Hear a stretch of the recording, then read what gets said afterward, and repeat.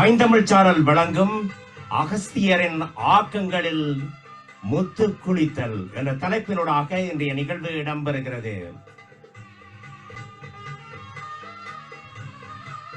இன்றைய இந்த நிகழ்வில் முற்போக்கு எழுத்தாளர் எஸ் அகஸ்தியர் அவர்களுடைய அகஸ்தியரின் ஆக்கங்களின் முத்து குளித்தல் என்ற நிகழ்வு இடம்பெறுகிறது. இந்த நிகழ்விலே உரையாளராக எம்மோடு இணைந்திருக்கிறார் திரு நடராஜா சுசீந்திரன் அவர்கள். இன்று 16ஆம் தேதி ஆவணி மாதம் 2026 ஞாயிற்றுக்கிழமை உங்கள் அனைவரையும் சந்திப்பதையிட்டு மட்டற்ற மகிழ்ச்சி அடைகிறோம். இந்த நிகழ்வின் ஒருங்கிணைப்பாளர் பவானி சக்குன செல்வம் அவர்களோடு உங்களுக்கு அன்பு வணக்கம் கூறுவது உங்கள் நிகழ்ச்சி தொகுப்பாளர் ராஜ் குலராஜ்.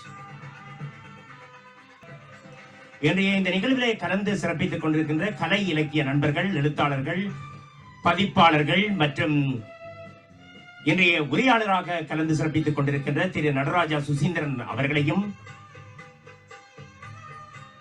முற்போக்கு எழுத்தாளர் எஸ் அகஸ்தியரின் புதல்வி நவஜோதி ஜோகரட்னம் அவர்களையும் இந்த அரங்குக்குள் அழைத்துக் கொள்வதில் மட்டற்ற மகிழ்ச்சி அடைகிறோம்.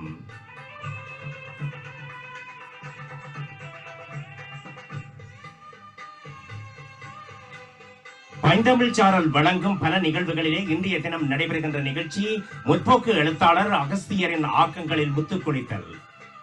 சரி, நிகழ்ச்சிக்கு செல்வதற்கு முன்பாக ஒரு கவிதையோடு இந்த நிகழ்வை ஆரம்பிப்போம். இந்த கவிதையை வழங்க வருகின்றார் எமது ஒருங்கிணைப்பாளர் பவானி சக்குன செல்வம் அவர்கள். வணக்கம் திருமதி பவானி சக்குன செல்வம் அவர்களே.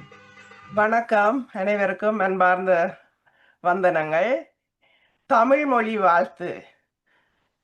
செந்தமிழே எங்கள் சிந்தையின் செல்வமே, சீர்தமிழே எங்கள் சிந்தனை தாயே, முத்தமிழே முப்பொருள் விளங்கும் முதன்மொழியே, மூவுலகும் போற்றும் மூத்த மொழியே, எழுத்தினில் இனிமை, சொல்லினில் செழுமை, பொருளினில் ஆழம், பாவினில் அழகு, பண்பினில் முழுமை, அகரம் முதல் உயிரை அரவணைத்தாய், ஆயுதம் வரை அறிவை அணைத்தாய், உயிரும் மெய்யும் ஒன்றாய் இணைத்து உலகின் மொழியியல் வியப்பாய் உயர்ந்தாய், எதுகையில் ஓசையில் இதயம் கவர்ந்தாய், மோனையின் இசையில் மனதை நனைத்தாய், இயைபின் இனிமையில் செவியை நிறைத்தாய், அணியின் அழகினால் அறிவை வளர்த்தாய், தொல்காப்பியம் தந்த தொன்மையின் மொழியே, சொல்லதிகாரம் சுமர்ந்த செம்மையின் மொழியே, பொருளதிகாரம் பொழிந்த பெருமையின் மொழியே, யாப்பும் அணியும் இயற்றிய அருமை மொழியே, குரலில் குறுகி உலகத்தை நிறைத்தாய், சிலம்பில் சிலிர்த்து நீதியை உரைத்தாய், சங்க பாடலில் தமிழினம் வளர்த்தாய், காப்பிய கடலில் கருத்தினை வார்த்தாய், அகத்தையும் புறத்தையும் அழகாய் உரைத்தாய், அறத்தையும் மரத்தையும் அளவாய் வகுத்தாய், காதலும் வீரமும் கலந்தே படைத்தாய், காலங்கள் கடந்தும் களிப்புடன் வாழ்ந்தாய், மண்ணின் மனமும் மக்களின் குரலும் மனதின் உணர்வும் மரபின் உயிரும் தாயின் தாலாட்டும் தமிழரின் மூச்சும் தாங்கிய மொழியே, தலைநிமிர் தமிழே, நாளும் வளர்க நற்றமிழ் வளர்க, நாடும் வளர்க நற்றமிழர் வளர்க, ஓங்குக செந்தமிழ் ஓங்குக தமிழறிவு, வாழ்க தமிழ் வளர்க தமிழ். நன்றி, வணக்கம். நன்றி திருமதி பவானி சக்குன செல்வம் அவர்களே. அதைத் தொடர்ந்து நேரடியாகவே நிகழ்ச்சிக்கு செல்வோம். பைந்தமிழ் சாரல் வழங்கும் முற்போக்கு எழுத்தாளர் அகஸ்தியரின் ஆக்கங்களில் முத்து குளித்தல். இந்த நிகழ்விலே உரையாளராக எம்மோடு இணைந்திருக்கிறார் பெர்லின் ஜெர்மனியிலிருந்து திரு நடராஜா சுசீந்திரன் அவர்கள்.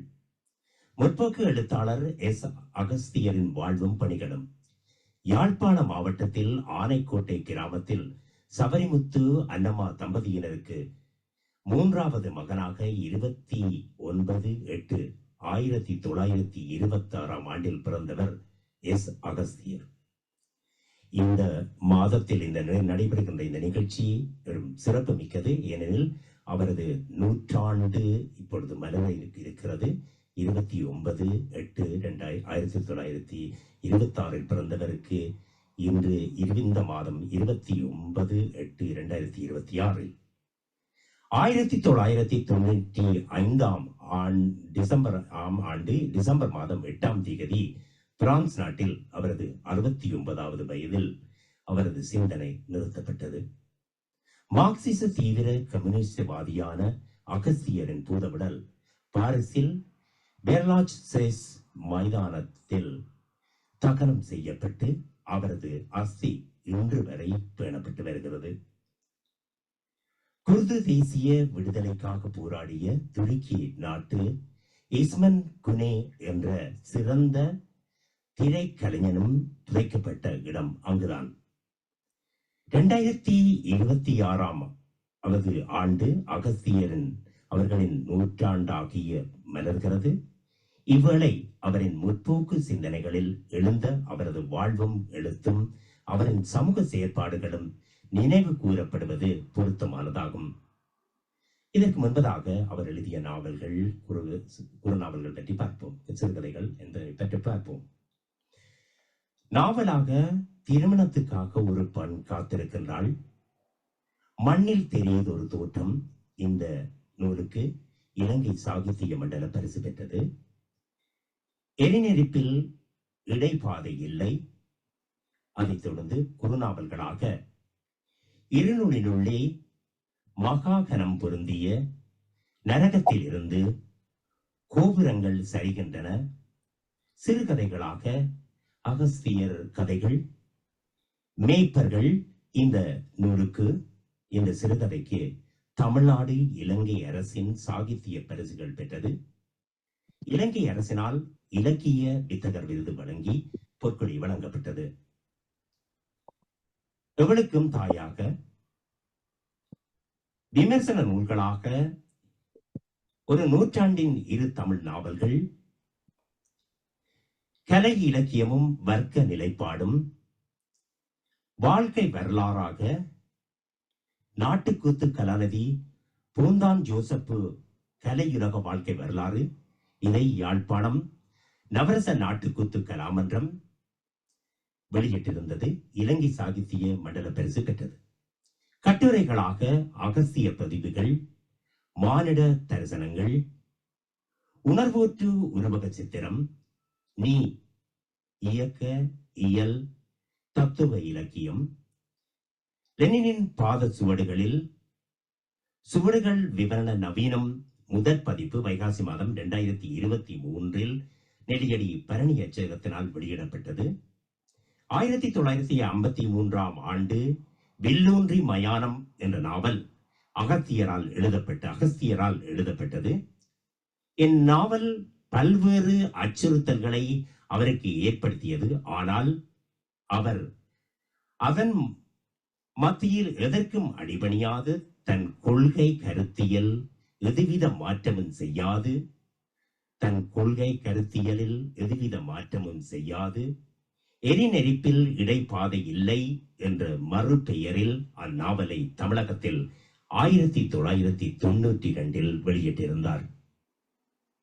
2020 வெளியிடப்பட்ட நெட்ஃபிளிக்ஸ் சீரியல் குறும்படத் தொடரான பாவக்கதைகள் என்ற திரைப்படத் தொடரில் ஓர் இரவு தலைப்பில் ஒரு குறும்படம் இடம்பெற்றிருந்தது.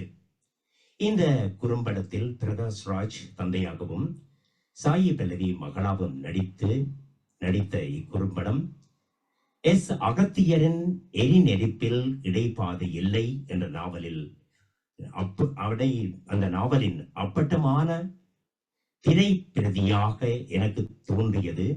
இயக்குனர் வெற்றிமாறனோ உதவிய மாரி செல்வராஜாவோ திரைப்பிரதியின் மூலப்பிரதி பற்றியோ அகஸ்தியர் பற்றியோ எவ்விடத்திலும் மூச்சு விடவில்லை என்று நூலகவியலாளர் என் செல்வராஜா அவர்கள் 100 விழா காணும் அகஸ்தியர் என்ற கட்டுரையில் குறிப்பிட்டுள்ளமை சுட்டிக்காட்டப்பட வேண்டும். சரி, இன்று அகஸ்தியர் பற்றி உரையாற்ற இருப்பவர் கல்வியாளர் திரு நடராஜா சுசீந்திரன் அவர்கள். இவரின் பூர்வீகம் இலங்கையின் நெடுந்தீவு. 40 வருடங்களுக்கு மேலாக ஜெர்மனியில் பெர்லினில் வசித்து வருகிறார். புகலிடத்தில் அரசியல், இலக்கியம், சமூக செயற்பாடுகளில் தொடர் ஈடுபாடு கொண்டவர். தடங்களில் அலைதல், சொற்கள் வலையும் உலகம் என்ற இவரின் 2 கட்டுரை நூல்கள் வெளிவந்துள்ளன. அரசு அங்கீகாரம் பெற்ற உரை பெயர்ப்பாளராகவும் மொழி பெயர்ப்பாளராகவும் கடமையாற்றி கொண்டிருக்கிறார். ஜெர்மன், ஆங்கிலம் ஆகிய மொழிகளில் இருந்து கவிதைகள், சிறுகதைகள், கட்டுரைகள் தமிழுக்கும், மறதிக்காக தமிழில் இருந்து ஜெர்மன் மொழிக்கும் மொழிபெயர்ப்புகள் செய்து வருகிறார். இவர் வாசித்தல், நூல் அறிமுகங்கள், இலக்கிய விமர்சனங்கள் போன்றவற்றில் ஆர்வமாக இருப்பவர். சரி, இன்று பைந்தமிழ் சாரல் வழங்கும் முற்போக்கு எழுத்தாளர் அகஸ்தியரின் ஆக்கங்களில் முத்து குளித்தல் என்ற தலைப்பினூடாக உரையாற்ற இந்த அரங்குக்குள் நான் அழைப்பது உரையாளர், கல்வியாளர் திரு நடராச சுசீந்திரன் அவர்கள். இந்த அரங்குக்குள் அழைத்துக் கொள்வதில் மற்றற்ற மகிழ்ச்சி அடைகிறோம். வணக்கம்.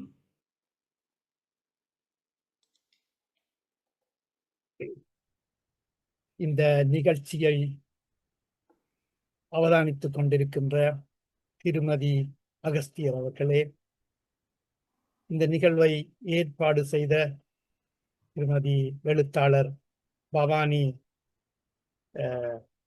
சற்குணச்செல்வன் அவர்களே, இந்த நிகழ்வை தொகுத்து வழங்கிக் கொண்டிருக்கின்ற ராஜ்குலராஜ் அவர்களே, அகஸ்தியரின் வாரிசுகளே, இங்கே நிறைய பேர் குழுமியிருக்கிறீர்கள், மற்றும் என்னுடைய நண்பர்களே, எழுத்தாளர்களே, மற்றும் இங்கே குழுமியிருக்கிற அனைவருக்கும் என்னுடைய முதற்கண் வணக்கம். அகஸ்தியரை பற்றி அடியேன் சில கட்டுரைகளை எழுதியிருக்கிறேன். ஆனால் அவருக்கும் எனக்குமான தொடர்பு ஒரு ஆத்மார்த்தமானது. அவருடைய ஆய்வரங்கு ஒன்றை 1991 பேர்லினில் அகஸ்தியர் ஆய்வரங்கு என்ற ஒரு நிகழ்வை ஏற்பாடு செய்திருந்தோம். அதில் கலந்து கொண்டவர்களும் இங்கே இந்த நிகழ்வில் இருக்கிறார்கள், சார்ல்ஸ் போன்றவர்கள். அந்த காலத்தில் அகஸ்தியர் அவர்கள் முதுமையான காலத்தில் எங்களுடன் தான் தங்கியிருந்தார். 2 நாட்கள் என்று நினைக்கிறேன், 2 நாட்கள் எங்களுடன் தங்கியிருந்தார். அதேவேளை நான் அவரை சந்திப்பதற்காக முதலில் சந்திப்பதற்காக 90களின் தொடக்கத்தில் நான் அவருடைய வீட்டுக்கு 2 தடவை சென்று இந்த ஞாபகங்கள் இருக்கின்றன. இவை அனைத்தும் அவரை பற்றிய தேடலும் அவரை பற்றிய புகழலும் எனக்கு வாய்த்திருப்பதை இட்டு நான் மட்டற்ற மகிழ்ச்சி அடைகிறேன். இன்றைய நிகழ்ச்சியில் அகஸ்தியரின் ஆக்கங்களில் முத்து குளித்தல், ஏனெனில் அவருடைய ஆக்கங்கள் ஒரு சாகரசம், ஒரு ஆழிசூழ் கடல் அளவு இங்கே நிறைந்து கிடக்கின்றன. அவற்றில் முத்து குளித்தல் என்பது அது இலகுவான விடயம் அல்ல. ஆனாலும் நான் துணிந்து அதில் இறங்கினேன். இன்னும் அது முடிவடையவில்லை என்றுதான் சொல்ல வேண்டும். இருப்பினும் சின்ன அறிமுகத்தோடு ஏற்கனவே செய்திருந்தாலும் இந்த காணொளியை வருங்காலத்தில் பார்ப்பவர்களுக்காக சில தகவல்களோடு என்னுடைய இந்த உரையை தொடங்கலாம் என்று நினைக்கின்றேன். 1926 ஆகஸ்ட் மாதம் 29 இலங்கையின் யாழ்ப்பாணத்திலிருந்து சுமார் 6 கிலோமீட்டர் தொலைவில் உள்ள ஆனைக்கோட்டை என்ற இடத்திலே சவரிமுத்து அன்னம்மா தம்பதிகளுக்கு 3வது மகனாக அகஸ்தியர் அவர்கள் பிறந்திருக்கின்றார். பெற்றோர் இட்ட பெயர் அகஸ்டின். தனது 20வது வயதில் எழுத்துலகில் நுழைந்த போது தன் பெயரினை அகஸ்தியர் என்று ஆக்கிக் கொண்டார். பிற்காலத்தில் சுமார் 24 புனை பெயர்களில் எழுதிய போதும் அகஸ்தியர் என்பதே அவரது நிரந்தர பெயராக நிலைத்துவிட்டது. அவரை பொறுத்தவரையில் 50 ஆண்டு காலங்கள், சுமார் 100 ஆண்டுகள் தமிழ் இலக்கிய உலகில் தீவிரமாக இயங்கியுள்ளார். இதன் அறுவடையாக ஏறத்தாழ 360 சிறுகதைகள், 40 குட்டிக்கதைகள், 10 குறுநாவல்கள், 9 நாவல்கள், 100க்கும் மேற்பட்ட கட்டுரைகள், 20 வானொலி நாடகங்கள் என்று எழுதி குவித்திருக்கின்றார். சுமார் 20 நூல்களாவது வெளியாகி இருக்கின்றன. அகஸ்தியர் அவர்களின் இலக்கிய செயல்பாடுகள் மிக பன்முகப்பட்ட களங்களில் அமைந்திருக்கின்றன. விமர்சனம், பகுப்பாய்வு, அரசியல், தத்துவம், விவரண சித்திரம், உணர்வூற்று, உருவகச் சித்திரம், நடை சித்திரம், வசனகாவியம், நாட்டுக்கூத்து, நாட்டார் வழக்காட்சியல், இசை, மிருதங்கம் என்று பரந்துபட்ட தளங்களில் அவர் பங்களிப்புகள் எமக்கு கிடைக்கின்றன. இவற்றில் பெரும்பாலானவை எல்லாம் இலங்கை, இந்தியா, இறுதியாக இவை தவிர்ந்த இலங்கை தமிழர்களின் புகலிட நாடுகளில் வெளியாகிய என்று சுமார் 40 பத்திரிகைகளில் இவருடைய ஆக்கங்கள் வெளியாகி இருக்கின்றன. எஸ். அகஸ்தியர் அவர்கள் முற்போக்கு எழுத்தாளர். அன்று உருவாகிய முற்போக்கு எழுத்தாளர் சங்க ஆரம்பகால உறுப்பினர். 1960களில் ஏற்பட்ட ரைசிய சீன கோட்பாட்டு பிளவுகள் இலங்கையிலும் முற்போக்கு அணியினரை இரண்டாக பிரித்தது. அதில் எஸ். அகஸ்தியர் ரைசிய சார்பு நிலையிலேயே நிலைத்து விட்டார். இன்று என்னுடைய உரையின் தலைப்பு எஸ். அகஸ்தியரின் ஆக்கங்களில் முத்து குளித்தல் என்பது. இந்த இலக்கிய சாகரத்தில் நான் மூழ்கியதுண்டு. அது முழுமையடைவதாய் இருக்கவில்லை. இருப்பினும் ஒரு இடைவெட்டினை உங்களோடு பகிர்ந்து கொள்ளலாம் என்று நினைக்கின்றேன்.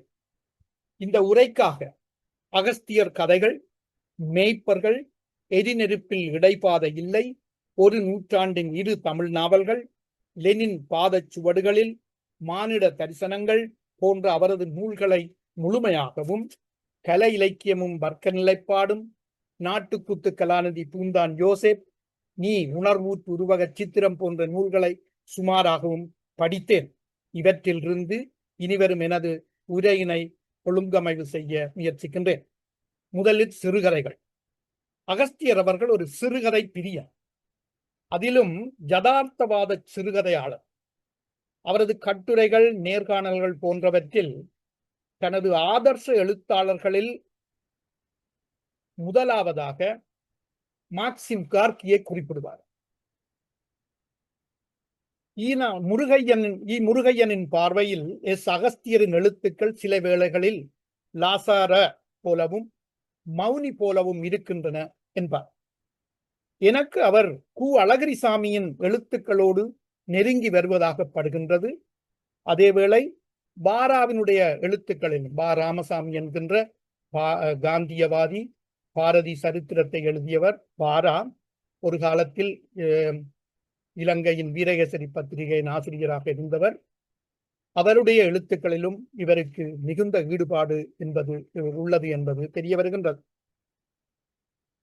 அகஸ்தியரின் சிறுகதைகள் வெறுமனே முற்போக்கு இலக்கியம் என்று ஒரு பொது பெயருக்குள் அடைத்துவிட முடியாது. அவை குறிப்பிட்ட காலத்து ஈழத்தமிழ் சமூகத்தின் அடித்தள வாழ்க்கையை பதிவு செய்யும் சமூக ஆவணங்களாகவும் வாசிக்கப்பட வேண்டியவை.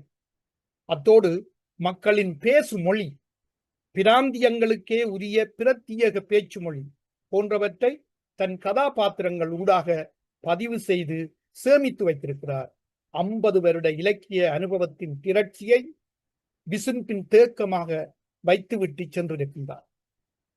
பசி, வறுமை, உழைப்பு, ஜாதி, வர்க்க வேறுபாடு, பாலின உறவுகள், மத நம்பிக்கைகள், மூட நம்பிக்கைகள், தொழிலாளர் வாழ்க்கை, நகர்ப்புற அந்நியமாதல் ஆகியவை அவரது கதைகளில் ஒன்றோடொன்று பின்னி பிணைகின்ற போது மக்களின் வாய்மொழியும் அவர்களுக்கு மத்தியில் இருக்கும் மரபு தொடர்புகளும் உவமான உவமயங்களும் இன்றியமையாத காவிகளாகவும் கருவிகளாகவும் அவருக்கு செயல்பட்டிருக்கின்றன.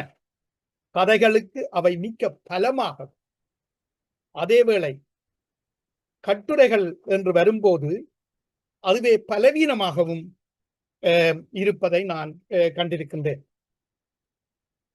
மானிட தரிசனங்கள் என்ற நூலை விவரண சித்திரம் என்றே அகஸ்தியர் குறிப்பிடுகின்றார். ஜெர்மன் மொழியில் எட்சேலுங் என்றொரு கதை வடிவம் இருக்கின்றது. சிறுகதைக்கும், அதாவது ஷார்ட் ஸ்டோரி என்று நாங்கள் சொல்லுகின்ற இந்த சிறுகதை வடிவம் தொடங்குவதற்கு முன்னால் யாவுமே எத்சேலுங் என்கின்ற வடிவத்தான் இங்கே எழுதப்பட்டது. அது தன்னுடைய அந்த நம்முடைய ஒரு ஊரில் சிங்கமும் புலியும் இருந்தது போன்று அந்த தொடக்கத்தோடு அப்படியே வந்து கொண்டிருக்கும். அவ்வாறு என்னுடைய அனுபவத்தை சொல்வதென்றாலும் ஒரு நிகழ்வை சொல்வதென்றாலும் அதனுடைய ஒழுங்கமைவில் அது வந்து கொண்டிருக்கும். இந்த ஒழுங்கமைவை மாற்றியதுதான் சிறுகதையினுடைய வரவு. இந்த ஏமன் வடிவத்தில் சிறுகதை என்ற ஒரு வடிவம் வருவதற்கு முன் எல்லாமே அவை கதைகள் தான். தன் சிறு பராயத்து நிகழ்வுகளை 40களின் மத்தியில் இருந்து 60கள் வரை யாழ்ப்பாணமும் அதன் சுற்றுப்புறமும் பதிவுகளில் ஒதுக்கப்பட்டவை, அதாவது ஏற்கனவே வந்த கந்த புராண கலாச்சாரம் நிலவிய அந்த யாழ் மண்ணில் அல்லது இப்படியே எழுதப்பட்ட வரலாறுகள் உள்ள இந்த மண்ணில் எழுதப்படாத வரலாறுகளை இந்த விவரண சித்திரமாக மானுட தரிசனங்களில் எங்களுக்கு சொல்லி விட்டு சென்றிருக்கிறார் அகஸ்தியர் அவர்கள். 40களின் மத்தியில் இருந்து 60கள் வரை யாழ்ப்பாணமும் அதன் சுற்றுப்புறமும் பதிவுகளில் ஒதுக்கப்பட்டவை எப்படி இருந்தன என்பதற்கான ஆவணம் அது. எஸ். பொன்னுத்துரையின் நனவிடை தோய்தல் அவ்வாறான எழுத்தொன்றுதான். மனிதர்களின் 38 தரிசனங்களை எழுதியிருக்கிறார். கிட்டத்தட்ட இந்த தரிசனங்கள் என்பதை விட மீள நினைத்தல் என்று நாம் சொல்லிவிடலாம். உங்களுக்கு தெரியுமோ தெரியவில்லை, நடிகை தவமணி தேவி இலங்கையைச் சேர்ந்தவர், அக்காலத்து கவர்ச்சி நடிகை. வனமோகினி என்ற திரைப்படம் 40களில் உச்சம் தொட்ட திரைப்படம். ரீகல் வசுக்கோப்பு மடுவத்தில் இவர்கள், வசுக்கோப்பு மடுவம் என்றால் உங்களுக்கு என்னவென்று புரிகிறதா? வசு மடுவம் என்றே அது சுருங்கிவிட்டது. அதுக்கும் பயாஸ்கோப். ரேகல் என்பது ஆரம்பத்தில் தொடக்கத்தில் பயாஸ்கோப் என்ற அந்த சென்டராக இருந்தது. அதை மடுவம் என்று சொல்வார்கள். அப்படியே வின்சர் மடுவம், ரேகல் மடுவம், பயாஸ்கோப் மடுவம், வசுக்கோப்பு மடுவம் என்றுதான் அந்த காலத்தில் குறிப்பிடுகிறார்கள். அந்த காலத்தில் தவமணி தேவியின் வனமோகினி என்ற திரைப்படத்தை அவர்கள் பார்க்க சென்றதை பற்றி இந்த மானுட தரிசனங்களில் அகஸ்தியர் எழுதி செல்கின்றார். அதில் ஒரு காட்சியில் உங்களுக்கு தெரியும், அந்த ஜன வெள்ளத்தில் டிக்கெட் அதாவது நீங்கள் அந்த படத்துக்கான டிக்கெட் எடுக்கிறதுக்கு எப்படி ஒரு சின்ன ஓட்டை தான் இருக்கும். அங்க வெளியில அங்கால இருக்கிற டிக்கெட் கவுண்டர்ல இருக்கிற ஆக்களை உங்களுக்கு தெரியாது. நீங்க அந்த அதுக்குள்ளால கையோட்டி தான் எடுக்கும். அது என்ன காரணமோ தெரியல. இப்பவும் சில இடங்களில் நான் பார்த்திருக்கிறேன்.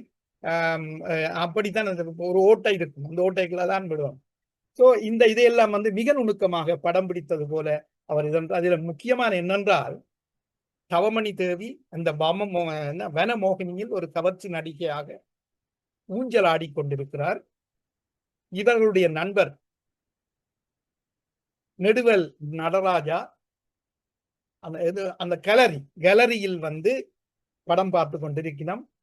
அப்ப அந்த ஊஞ்சல் இந்த வரைக்குள்ள அவர் தவமணி தேவியின் பாவாடை அந்த தொடைகள் தெரிகின்ற பொழுது இவர் கீழே குனிஞ்சு விழுந்து பார்த்ததை இங்கே பதிவு செய்கிறார் இந்த அகஸ்தியர் அவர்கள். இந்த மானுட தரிசனங்களை வெளிப்பாடி ஒவ்வொரு தரிசனங்களிலும் நகைச்சுவையும் அந்த காலத்து யாழ்ப்பாணமும் கேலரியில் படம் பார்ப்பதும் ஊர்ச்சண்டியர்கள் என்ற இந்த மாதிரியான விஷயங்கள் எல்லாம் எனக்கு அவருடைய நூல்களிலே பிடித்தது இந்த மானுட தரிசனங்கள் தான்.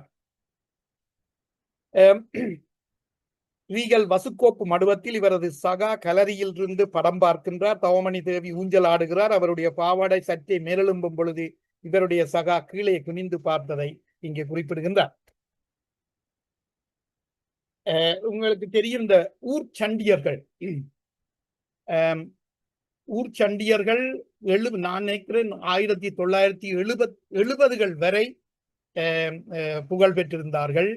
அவர்களுடைய வரலாற்றை யாரும் சொல்லுவதில்லை. இந்த நூலில் அவர்களுடைய வரலாறு, அவர்களுடைய பெயர்கள் எல்லாம் இங்கே சொல்லப்படுகின்றன. ஒரு விளிம்பு நிலை மாந்தர், ஒரு சமூகம் என்பது தனியாக எழுதி வைக்கப்படுகின்ற சமூகம் அல்ல. அதன் விளிம்பு நிலை மாந்தர்களும் அவர்களுக்கும் ஒரு சமூகவியல் வரலாறு இருக்கிறது. அந்த சமூகவியல் வரலாற்றை நாங்கள் தேட வேண்டுமானால் இவ்வாறான ஆக்க இலக்கிய கர்த்தாக்களினுடைய படைப்புகளில் இருந்துதான் அவற்றை தேட வேண்டி இருக்கின்றது. அதற்கான மிக முக்கிய ஆவணமாகவும் உதாரணமாகவும் இந்த மானுட தரிசனங்களையும் அவருடைய அகஸ்தியருடைய சிறுகதைகளையும் நான் இங்கே குறிப்பிட்டாக வேண்டும். இந்த இந்த அந்த தவமணி தேவியின் ஊஞ்சல் ஆடுகின்ற பொழுது அது தெரியுமா என்று கீழே கேலரியில் இருந்த மனிதன் அந்த அந்த திரையை கீழே குனிந்து பார்க்கிறது என்பது 1940களில் நடைபெற்ற 1900 குறிப்பாக சொல்ல வேண்டும் என்றால் 1941 நடைபெற்ற ஒரு நிகழ்வு. ஆனால் அண்மை காலத்தில் நான் நான் நினைக்கிறேன் ஒரு காணொளி ஒன்று கண்டேன். இந்தியாவில் ஒரு திரைப்படத்தினுடையதோ அல்லது ஒரு விளம்பர ஏதோ ஒரு கம்பெனியினுடைய விளம்பரமாக இருக்க வேண்டும், ஒரு பெண்ணினுடைய படத்தை வரைந்து அதற்கு அந்த பெண்ணுக்கு மிக குட்டையான ஒரு பாவாடை போன்ற ஒரு உடுப்பை அதில் பொருத்தி இருந்தார்கள். சோ காத்தடிச்சால் அந்த இது ஆடும், அல்லது இந்த வாகனங்கள் போய்கள் அது கிளம்பும். அப்போ ஒரு கூட்டம் மக்கள், இது நடந்தது 2000 ஆண்டு, ஒரு கூட்டம் மக்கள் அந்த விளம்பர பலகைக்கு கீழே நின்று பார்க்கிறார்கள். ஆகவே இந்த மனிதர்களுடைய இந்த இவ்வாறான செயல்பாடுகள் 40களில் இருந்து இந்த 60கள் 2000 வரையும் ஒன்றாகவே இருக்கின்றன என்பதை நாங்கள் கண்டுகொள்ளலாம். மற்றது இந்த நான் சொன்ன 1970கள் வரை கோலோச்சிய இந்த சண்டியர்கள் என்று சொல்லி அழுக்கடை சண்முகம், கடையடி கணேசன், கரையூர் செம்பன், சங்கானை துரையன், கொக்குவில் மயிலன் என்று இவ்வளவத்தையும் அவர் தொகுத்து இங்கே சொல்லி இருக்கிறார். இதற்கான ஒரு அகராதி ஒன்று நீங்கள் போடுவீர்கள் ஆனால் யாழ்ப்பாணத்தில் சண்டியர்களாக இருந்தவர்களுடைய பெயர்கள் என்று சொல்லி இது ஒரு மிகப்பெரிய ஆய்வுக்கு இது உண்மையாகவே ஒரு முனைவற்பட்ட ஆய்வுக்கான சகல விஷயங்களும் இதற்குள் இருக்கின்றன. முனைவற்பட்ட ஆய்வு என்பது தனியாக அகஸ்தியனுடைய ஆக்கங்கள் அல்ல, யாழ்ப்பாணத்தின் சமூகவியல் வரலாற்று ஆவணங்களை தேடினால், சமூக வரலாற்றை எழுத பூந்தால் இந்த அகஸ்தியனுடைய சிறுகதைகளும் அகஸ்தியனுடைய இந்த பதிவுகளும் மிக துல்லியமான ஒரு படத்தை அந்த ஆய்வாளர்களுக்கு எடுத்து காட்டும் என்பது என்னுடைய கருத்து. மற்றது இந்த யாழ்ப்பாணத்தினுடைய புவியியல் அமைப்பை இவர் இந்த மானுட தரிசனங்களில் சொல்லி செல்கின்றார். அந்த வீதி, நாவலர் வீதி எங்கிருந்தது, நாவாந்துறை என்று இருந்தது, ரேகல் தியேட்டர் எங்க இருந்தது மணிகம் என்பன போன்ற இந்த விவரங்கள் யாவும் எனக்கு நான் 1970களில் இருந்து யாழ்ப்பாணத்தோடு தொடர்புடையவன் என்பதால் இப்பொழுதெல்லாம் அதையெல்லாம் இல்லை. இவன் சரஸ்வதி மண்டபம் கூட பின்னாடி வந்தது. அதுக்கு முந்தைய காலத்து துரையப்பா ஸ்டேடியம் வர முதல் இருந்த விஷயங்களை எல்லாம் இந்த புத்தகத்தில் சொல்லி கண்டு போகின்றார். முதல் பாசையூரும் கரையூரும் இருந்தது. கரையூர் பின்னர் தான் குருநகராக பெயர் மாற்றப்பட்டது. அந்த பாசையூர் மக்கள் இவர்களை கரையூராரை பட்டினத்தவுக என்றுதான் குறிப்பிட்டு சொல்வதாகவும் இந்த நூலிலே இவர் குறிப்பிட்டு செல்கின்றார். அத்தோடு இந்த சாராய தவரணை, பொன்னம்மா மில், சாராய தவரணை போன்றது பழைய ஆட்களுக்கு தான் தெரியும். இந்த சாராய தவரணையில் கூடுகின்ற கூட்டம், அவர்களுடைய நடத்தைகள், அக்கால நடத்தைகள், அக்கால உடைகள், அவர்கள் விளையாடுகின்ற 304 என்ற கடதாசி கூட்டம் என்கின்ற அந்த 304 விளையாட்டு போன்ற விஷயங்கள் எல்லாம் அவர்கள் எக்காரணம் கொண்டு இந்த 304 இருந்தார்கள் என்றால் அவர்களை எழுப்பவே முடியாது என்று சொல்லி சொல்லி கண்டு போகின்றார். இப்படி மிகவும் சுவாரஸ்யமான விஷயங்களை நீங்கள் அந்த நூலில் இருந்து பெற்றுக்கொள்ளலாம். அதே நேரம் சுன்னாகம் சந்தியா பிள்ளை சட்டம்பி அகஸ்தியரை மொக்கு கழுதை என்று அடி போட்டதன் கூட சொல்லுகின்றார். வேதக்காரர், சைவக்காரர், அதாவது இந்த வண்ணார் பண்ணை வண்ணார் பண்ணையில் இருக்கின்ற வைத்தீஸ்வரன் கோயில் திருவிழா அல்லது சிவன் கோயில் திருவிழா, இப்படி அந்த ஆங்கங்கே யாழ்ப்பாணத்தில் சுற்றாடல்கள் சுற்றுப்புறங்களில் நிகழ்கின்ற கோயில் திருவிழாக்களில் எவ்வாறு யாழ்ப்பாண நகரம் விழாக்கோலம் பூணுகின்றது என்பதையும் சொல்லி, அந்த விழாக்கோலத்துக்கு வேதக்காரர்கள் இந்த சைவ கோயில்களுக்கு போவதில்லை. 40களில் அவர் எழுதி செல்கிறார். அப்படி சென்றால் பிறகு கோயிலுக்கு போய் பாவ மன்னிப்பு கோர வேண்டும். குருவானவரிடம் பாவ மன்னிப்பு கோர வேண்டும். நான் அந்த கோயிலுக்கு போனேன். அப்ப இந்த மனத்தடை அல்லது இந்த தடை அந்த காலத்தில் இருந்ததையும் நாங்கள் இங்கே நான் அவதானித்தேன். மற்றது இந்த திருவிழா காலங்கள் ஓய்ந்ததன் பின்னர் இவர்கள் இந்த இள வட்டங்கள் மனிதர்கள் தொலைத்த சங்கிலி, காப்பு, கொலுசு மற்றும்படி சின்ன பொருட்களை தேடுவதே அவர்களுடைய தொழிலாக இருந்திருக்கின்றது. இது இப்பொழுது நீங்கள் இந்தியாவில் மரீனா பீச்சில் போனீங்கள் சொன்னா அந்த ஒவ்வொரு நாள் பின்னேரமும் ஒவ்வொரு நாள் சாயங்காலமும் அந்த உருளை ஒன்றை உருட்டி கொண்டு அந்த உலோகங்களை கவருகின்ற அந்த உருளையை உருட்டி கொண்டிருப்பார். அது ஒப்பந்தத்தில் கொடுத்திருக்கிறது. இப்பொழுது சாதாரண மனிதர்கள் அங்கே போய் நீங்க சங்கிலி தேடிக்கொண்டிருக்கலாது. ஆனால் இவர் சொல்லுகிறார், தாங்கள் இந்த சங்கிலி எல்லாம் அந்த சங்கிலி, கொலுசு, காப்பு இதெல்லாம் எடுத்ததாகவும் அதை கொண்டு போய் முட்டாசு கடை சந்தியில இருக்கிற கடையில கொண்டு போய் விற்கலாம் என்று முற்பட்ட வேளை போலீஸ்காரர் இவர்களை கைது செய்வது அல்லது இவர்களை வெருட்டுவது. அப்ப அந்த ராலாமி எல்லாம் தமிழாக்களா இருப்பார்கள். இப்பொழுதுதான் நீங்க அப்படி காண முடியாது. அந்த பண்பு மாற்றங்கள், இந்த மனிதர்களுடைய மாற்றங்கள், இந்த மாற்றங்கள் எல்லாம் நாங்கள் மிகவும் அவதானிக்கக்கூடியதாக இருக்கிறது இவருடைய நூல்களிலே. அப்படித்தான் ஒரு ஸ்ட்ரைக் என்கின்ற ஒரு சிறுகதை வருகிறது அகஸ்தியர் கதைகளில். அந்த கதைகளில் ராலாமி கந்தையா என்பவர் அங்கே வருகின்றார். அந்த ராலாமி கந்தையா எங்களுக்கு தெரியும், எங்களுடைய காலங்களில் 70களில் 80களினுடைய தொடக்கத்தில் இந்த மாத முடிவில் தான் இந்த போலீஸ்காரர்கள் இந்த சைக்கிள் பிரேக் இல்லை, லைட் இல்லை, இந்த மட்காட் இல்லை என்று சொல்லி எல்லாம் கூட்டிக்கொண்டு போறது. பிறகு அந்த மாத தொடக்கத்துல அடுத்த மாத தொடக்கத்துல அது வழக்கு வரும். சில நேரங்கள்ல சிறு தண்டத்தோடையோ அல்லது எச்சரிக்கையோடையோ விடுதலையாகிற போக்கு எங்களுடைய காலத்தில் இருந்தது. இவருடைய காலத்தில் அதே கந்தையா, ராலாமி போன்ற இவர்கள் இருந்ததாகவும், தாங்கள் பிறகு தங்களுடைய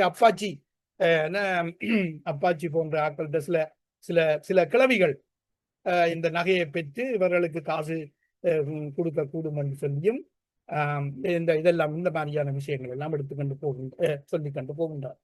சோ திருவிழா முடிந்தபின் நகை தேடுதல், நான் சொன்னேன். இந்த நகை தேடுதல் என்பது இவர் காசியா மார்க்கஸினுடைய கேப்ரியல் காசியா மார்க்கஸினுடைய ஒரு நூற்றாண்டின் தனிமை என்கின்ற நாவலிலே தொடக்கத்திலே அந்த நாடோடிகள் ரோமா சிந்தி நாடோடிகள் இந்த உபகரணத்தை அறிமுகப்படுத்துவார்கள் அந்த புவாண்டெஸ் என்ற அந்த கதாநாயகனுக்கு. அவர் அதை பெற்றுக்கொள்வார், ஏதோ ஒன்று கொடுத்து அதை பெற்றுக்கொள்வார். சோ இந்த காட்சிகள் எல்லாம் எனக்கு இந்த நாவலை, இந்த மானுட தரிசனங்களை படிக்கின்ற போது போயின. எனவே எழுதப்படுகின்ற சமூக வரலாறுகளை விட விளிம்பு நிலை மனிதர்களின் சமூகவியலை, அதன் வரலாற்றை இது போன்ற எழுத்துக்கள் பதிந்து வைத்திருக்கின்றன. கந்தபுராண கலாசாரம் நிலவும் பூமி, நாவலர் மண்டபத்தில் நடக்கின்ற வித்தக விவாதங்கள் படித்திருப்போம். யாழ்ப்பாண வைபவ கமுதி, யாழ்ப்பாண வரலாறு என்றெல்லாம் நூல்கள் இருக்கின்றன.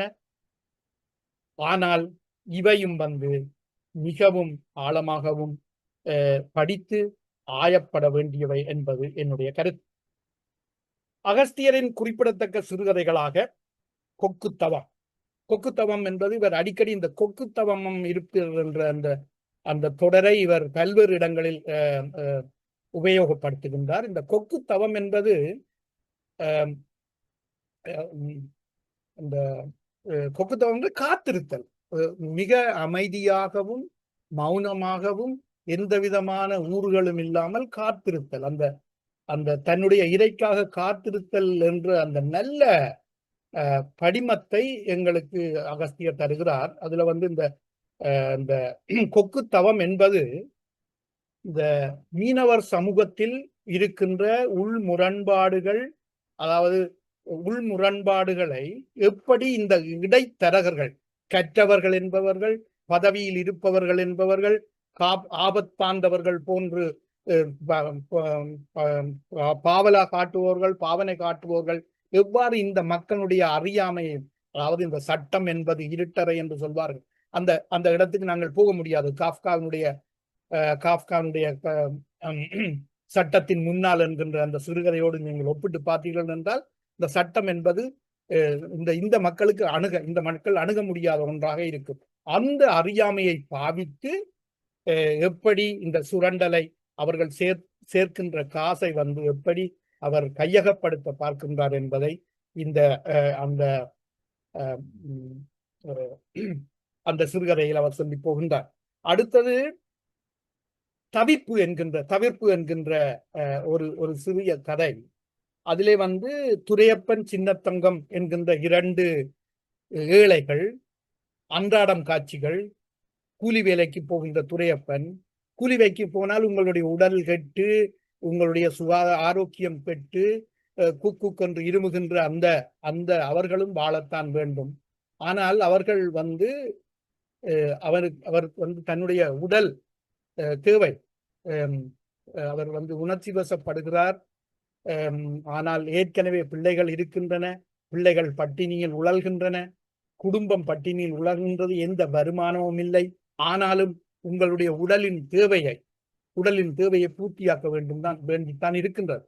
அப்படி பூர்த்தியாக்கிய பின்னர் அந்த குழந்தை தரிக்கவில்லை அல்லது கரு உற்பத்தியாகவில்லை என்கின்ற அறியும் வரையும் இருக்கின்ற தவிப்பை அகஸ்தியர் மிக அற்புதமாக இந்த தவிர்ப்பு என்ற கதையிலே சொல்லி செல்கின்றார். நீங்கள் பார்த்தீங்கன்னா மிக சாதாரண மனிதர்கள், அன்றாடம் காட்சிகள், இந்த விளிம்பு நிலை மனிதர்களுடைய பாடுகள், அவர்களுடைய மன உணர்வுகள் போன்றவற்றைத்தான் தொடர்ச்சியாக தன்னுடைய எழுதுகோலினுடைய கதாநாயகர்கள் ஆக்கியிருக்கிறார் அகஸ்தியர். வட்டி என்கின்ற ஒரு கதை வருகிறது. அதில் பாத்திமா, ஆப்தீன், மைமூன், அதுவும் இப்படித்தான். அது பசியினால் வட்டி, அவர்கள் இறக்கின்ற போது இந்த பாத்திமாவுக்கு தன்னுடைய மூலதனமே இல்லாமல் போனது என்ற ஒன்று. மற்றது தனி ஒருவனுக்கு என்ற ஒரு கதை. அதில் தாய் எங்களுக்கு அறங்கள் போதிக்கப்படுகின்றன. ஆனால் இந்த அறங்கள் எதுவும் பசிக்கு முன்னால் தவிடுபொடியாகின்ற அந்த நிலைமையை இப்படி இவருடைய கதைகள் எடுத்து காட்டுகின்றன. இவ்வாறு இலக்கிய வரலாற்று நூல்களில் பட்டியலிடப்படுகின்றன. இக்கதைகள் மையத்தில் யாழ்ப்பாண மண்ணின் ஏழை தொழிலாளர்களும் அடக்கப்பட்ட மக்களும் இருப்பதாக மதிப்பிடப்பட்டுள்ளது. ஒரு நூற்றாண்டின் 2 தமிழ் நாவல்கள், அது எங்களுக்கு தெரியும். ஒரு நூற்றாண்டின் 2 தமிழ் நாவல்கள் என்ற நூல் தமிழில் தோன்றிய முதல் நாவல் இலக்கியம் என்று கொள்ளப்படுகின்ற மயூரம் வேதநாயகம் பிள்ளை, அதாவது 1828ஆம் ஆண்டு பிறந்து 1889இல் இறந்தவர். அவர்களின் பிரதாப முதலியார் சரித்திரம் என்ற நூலையும், அதற்கு சுமார் 10 வருடங்கள் பிந்தி ஈழத்து அறிஞர் சித்திலப்பை மரைக்கார் கண்டியில் இருந்த அவர் யாத்த அசன்பே என்பது ஒரு எகிப்திய மன்னனுடைய சரித்திரம். அசன்பே சரித்திரம் என்ற நூலையும் பற்றி பேசுகின்றது இவருடைய 2 தமிழ் நாவல்கள். அது ஏன் பேச வேண்டி வந்ததென்றால், 1976ஆம் ஆண்டு தமிழ் நாவல் இலக்கியத்தின் நூற்றாண்டு என்று கொள்ளப்பட்டது. யாழ்ப்பாண பல்கலைக்கழகத்தில் அப்பொழுது உபவேந்தராக இருந்த கைலாசபதி அவர்களால் தமிழ் நாவல் இலக்கியத்தின் நூற்றாண்டு ஆய்வரங்கு 1976இல் அங்கே ஒழுங்கு செய்யப்பட்டது. இந்த 3 நாட்கள் நடைபெற்ற ஆய்வரங்குக்கு தமிழகத்தில் இருந்து எழுத்தாளர் அசோகமித்திரன் அவர்கள் வந்திருந்தார்கள். அந்த ஆண்டில் முன்னெடுக்கப்பட்ட தமிழ் நாவல் நூற்றாண்டு விழாக்களும் ஈழத்து அறிஞர் ஜனாப் சித்திலப்பை அவர்களின் அசன்பே சரித்திரம் என்ற நூலின் இருப்பு, அதுவரை எழுதப்பட்ட ஒரு நூற்றாண்டு தமிழ் நாவல் இலக்கியம், ஈழத்து இலக்கிய வளர்ச்சி, தமிழ் சிறுகதை வளர்ச்சியின் தோற்றம் என்ற நூல்களில் காண கிடைக்காததனால் கொஞ்சம் கோபமுற்று எழுந்த எழுந்ததுதான் இந்த நூல். அதை அவர் மிக அழகாக அந்த நூல் இரண்டையும் மதிப்பிட்டு அதனுடைய உள்ளடக்கங்கள் போன்றவற்றை எல்லாம் மதிப்பிட்டு மிகவும் மிகவும் ஆணித்தரமாக இந்த தன்னுடைய கருத்துக்களை அந்த நூலில் சொல்லி இருக்கின்றார். இந்த நூல் வந்து நான் நினைக்கிறேன் ஒரு பல தடவைகள் வாசித்திருக்கிறேன். இது பற்றி இன்னும் எழுத வேண்டும். ஆனால் இந்த பிரதாப முதலியார் சரித்திரம் என்பது நீங்கள் வாசித்திருப்பீர்கள். அது வந்து உபகதைகளை கொண்டு வரும், நிறைய உபகதைகளை கொண்டு வரும் என்றதனால் வாசிப்பு இலகுவாக மெயின் கதை, அதாவது அதன் பிரதான கதையை வைத்த பிரதாப முதலியார் சரித்திரம் என்ற நூல்களும் இப்பொழுது கிடைக்கின்றன. அவ்வாறே அசன்பே சரித்திரமும் வந்து கதைக்கு மேல் கதைகளாய் போய் கொண்டிருக்கும். அப்ப அவ்வளவுத்தையும் கிரகித்து நீங்கள் எழுத வேண்டும் என்றால் உங்களுக்கு நீண்ட காலம் வேணும். ஆகவே அதனுடைய உபநூல்கள், அதில் வருகின்ற சொல்லப்படுகின்ற உபநூல்கள் எல்லாம் வந்து படிக்க வேண்டும் என்றால் நீண்ட காலம் எடுக்கும். சோ எவ்வளவு நேரம் இன்னும் இருக்கின்றது எனக்கு தெரியவில்லை. எவ்வளவு நேரம் நான் பேசிவிட்டேன் என்பதும் எனக்கு தெரியவில்லை. இன்னொரு 10 நிமிஷம் எடுத்துக்கொள்வோம். நான் இந்த 10 நிமிடங்களுக்குள் அவருடைய சிறுகதைகளை பற்றி மீளவும் சிறுகதைக்கு வருகின்றோம். நான் ஏற்கனவே சொன்னபோது அழகிரி சாமியின் எழுத்துக்கும் இவருடைய எழுத்துக்குமான சமாந்தரத்தை நான் பார்த்திருக்கிறேன். அழகிரி சாமியின் ஒரு கதை ஒன்று வருகிறது, மிக இலகுவான கதை. ஒரு குழந்தை அந்த ஒரு மிகச்சிறிய வீட்டில், ஜன்னல்கள் அற்ற ஒரு வீட்டில் அந்த குழந்தை வாழ்கிறது. அந்த குழந்தைக்கு சுவாசிக்கிறது காற்று, மூச்செடுக்கிறது காற்றினுடைய நல்ல காற்றை சுவாசிக்கிறதுக்கு அந்தரப்படுகின்றது. அந்த காற்றை சுவாசிக்க என்றது அயலில் உள்ள கொஞ்சம் அந்த வீதியிலேயே, அந்த கிராமத்திலேயே ஒரு மிக குறைவான குடும்பங்கள் தான் வசிக்கின்றனர். அதில் கொஞ்சம் இந்த விளையாடக்கூடிய வசதியுடைய அந்த வீட்டு அந்த வளவுக்குள் போய் அந்த குழந்தை விளையாடுகின்றது. ஆனால் பிள்ளைகளுடைய கீச்சல், பிள்ளைகளுடைய சத்தம் இதுகளை பொறுக்காத அந்த வீட்டுக்காரர் இந்த பிள்ளைகளை துரத்தி விடுகிறார், அடித்து விடுகிறார். ஆகவே அந்த குழந்தை மனமுடைந்து மீண்டும் வீட்டுக்கு போகின்றது. போய் அப்பாவிடம் கேட்கிறது, நாங்கள் வேற வீட்டுக்கு போவோமா? ஆனால் அந்த குழந்தையினுடைய தேவை தகப்பனுக்கு புரிகிறது. ஆனால் இயலாமை, ஏழ்மை, அந்த இயலாமையில் அவர் என்ன செய்கிறார் என்றால், தகப்பன் வந்து அந்த பெண் குழந்தையை வேறொரு கிராமத்தில் இருக்கின்ற தன்னுடைய அக்காவின் வீட்டுக்கு அங்கேயோ கொண்டு போய் விட்டுட்டு பள்ளிக்கூடம், பாடசாலை காரணமாக அங்கே கொண்டு போய் சேர்க்கிறார். அங்கே வந்து அந்த குழந்தை வந்து அந்த பள்ளிக்கூடத்துக்கு போகிறது. பள்ளிக்கூடம் முடிய அந்த குழந்தையினுடைய எண்ணத்தில் இங்கே வந்து நிறைய காத்துக்கள் இருக்கிறது. அப்பா போன முறை கூட்டிக் கொண்டு போன சாந்தோம் கடற்கரைக்கு போனால் இன்னும் நிறைய காத்தை அள்ளி குடிக்கலாம் என்று சொல்லி அந்த பிள்ளை வந்து அந்த சாந்தோம் கொஞ்சம் நகர்ப்புறத்தை நோக்கி போய்கொண்டிருக்கிறது. அப்படி போகின்ற போது அந்த காற்றை சுவாசிக்கின்ற அல்லது பெரிய காற்றை உள்ளிழுக்கின்ற அந்த ஆர்வத்தில் குழந்தை போகின்ற போது ஒரு சம்பவம், அந்த குழந்தை ஒரு வாகனம் மோதி இறந்து விடுகிறது. இதுதான் கதை. இது கொஞ்சம் ஒரு எங்களை அந்தரத்தில் விடுகின்ற கதையாக இருந்தாலும், நான் இப்பொழுது அகஸ்தியனுடைய கதைக்கு வருகிறேன். அகஸ்தியருடைய கதையிலேயே ஒரு ஒரு ஒரு பிச்சைக்காரி, அந்த பிச்சைக்காரி வந்து கொழும்பு கோட்டைப்புறத்தில் கோட்டை வீதிகளில் பிச்சை எடுக்கின்றாள். அந்த பிச்சை எடுக்கின்ற அந்த மாது இறுதியில் பிணமாக கொச்சிக்கடை அந்தோனியார் கோயிலுக்கு போற வழியில் கிடக்கிறார். அதிலே ஒரு குழந்தையும் பிணமும், அவளுக்கு கிடைக்கிற காற்று, அந்த காற்றே அவளை காட்டாகிறாள் என்று அழகிரிசாமியுடைய கதை முடியும்.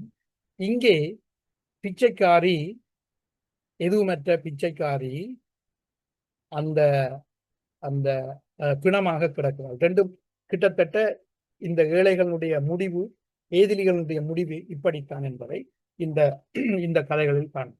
இந்த கதை இப்படித்தான். யாழ்ப்பாணத்தைச் சேர்ந்த ஒரு மரியாம் பிள்ளை, மரியாம் பிள்ளை என்பவர் யாழ்ப்பாணத்தைச் சேர்ந்தவர். எழுதுவினைஞர்களுடைய காலம் எங்களுக்கு தெரியும். 1940கள் அல்லது 48களுக்கு பின்னர் 50களில் இருந்து 70கள் வரை எழுதுவினைஞர்களுடைய கதைகள் நிறையவே எங்களுக்கு கிடைக்கின்றன. அதாவது ஒரு சென்ட்ரலைசேஷன் களம், கொழும்பு என்பது ஒரு எல்லா வேலை தருகின்ற ஒரு இடமாகவும், வியாபாரம் நடக்கின்ற வியாபார ஸ்தலமாகவும், ஒரு மத்திய தலைநகராக்கப்பட்டதன் பின்னர் 1890களில் இருந்து எல்லா நகரங்களும் இந்த கொழும்புடன் இணைகின்றன. எங்களுக்கு சுதந்திரத்துக்கு பின்னர் யாழ்ப்பாணத்தில் அவர்களுக்கு யாழ்ப்பாணத்தில் மனிதர்களுக்கு மனிதர்களை உருவாக்கலாம், மனிதர்களை உணவு போட்டலாம், ஆனால் உத்தியோகம் கிடைக்காது. அப்ப இந்த உத்தியோகத்துக்காக யாழ்ப்பாணத்தில் இருந்து கொழும்புக்குத்தான் வர வேண்டி இருக்கிறது. ஆனால் அவர்கள் எடுக்கின்ற சம்பளம் ஒருபோதும் அவர்கள் குடும்பத்தை நிர்வகிக்கிறதுக்கு போதுமானதாக இருந்ததில்லை. அப்ப இந்த அந்த 1950களின் காலங்கள் 40கள் தொடக்கம் 60 எடுத்துக்கொள்வோம். அந்த காலங்கள் மிக முக்கியமானவை. கொச்சிக்கடை அந்தோனியார் கோயில், பொட்டகனா, வெள்ளவத்தை, ஜாழ்தேவி, யாழ்ப்பாணம் ஸ்டேஷன், கொழும்பு கோட்டை, இவையெல்லாம் மிகவும் மிகவும் முக்கியமானவை. இவையெல்லாம் இந்த தமிழர்களினுடைய, இலங்கை தமிழர்களுடைய வாழ்வோடு பின்னி பிணைந்தவர். அப்ப இந்த மரியாம் பிள்ளை அண்ணன் துறைமுக கூட்டு தாபனத்தில் வேலை செய்கின்ற ஒரு வேலையாளர். அவர் அவருடைய குடும்பம் யாழ்ப்பாணத்தில் இருக்கின்றது. அந்த யாழ்ப்பாணத்தில் இருக்கிற குடும்பத்துக்கு இப்பொழுது இவருக்கு 6 குழந்தைகள். 6 குழந்தைகள். அடுத்த குழந்தை வயிற்றில் இருக்கிறது. ஏற்கனவே அவர்கள் குழந்தை உண்டாகி கிட்டத்தட்ட 9 குழந்தைகள் பெற்றிருக்க வேண்டும். அவர் உண்மையில் 6 குழந்தைகள் அங்கே இருக்கின்றன. 7வது குழந்தையும் வயிற்றில் இருக்கிறது. இப்படி இருக்கின்ற பொழுது இந்த மரியண்ணை இந்த மரியாம்பிள்ளை அண்ணன் என்றுதான் சொல்றார். அவர் அக்காவென்றும் மனைவி அக்காவென்றும் இவரை மரியாம்பிள்ளை அண்ணன் என்றும் சொல்லுகிறார் இந்த கதையில. இந்த கதையை நான் மிக மிக விரைவில் சொல்லி முடித்து விடுகிறேன். மரியாம்பிள்ளை அண்ணனுடைய உடல் தேவை அவரை பாடாக படுத்துகின்றது. அவர் ஒரு பெருப்பிச்சைக்காரியுடன் உடலுறவு கொள்ளுகிறார். அதன் மூலம் நோய்வாய்ப்படுகிறார்.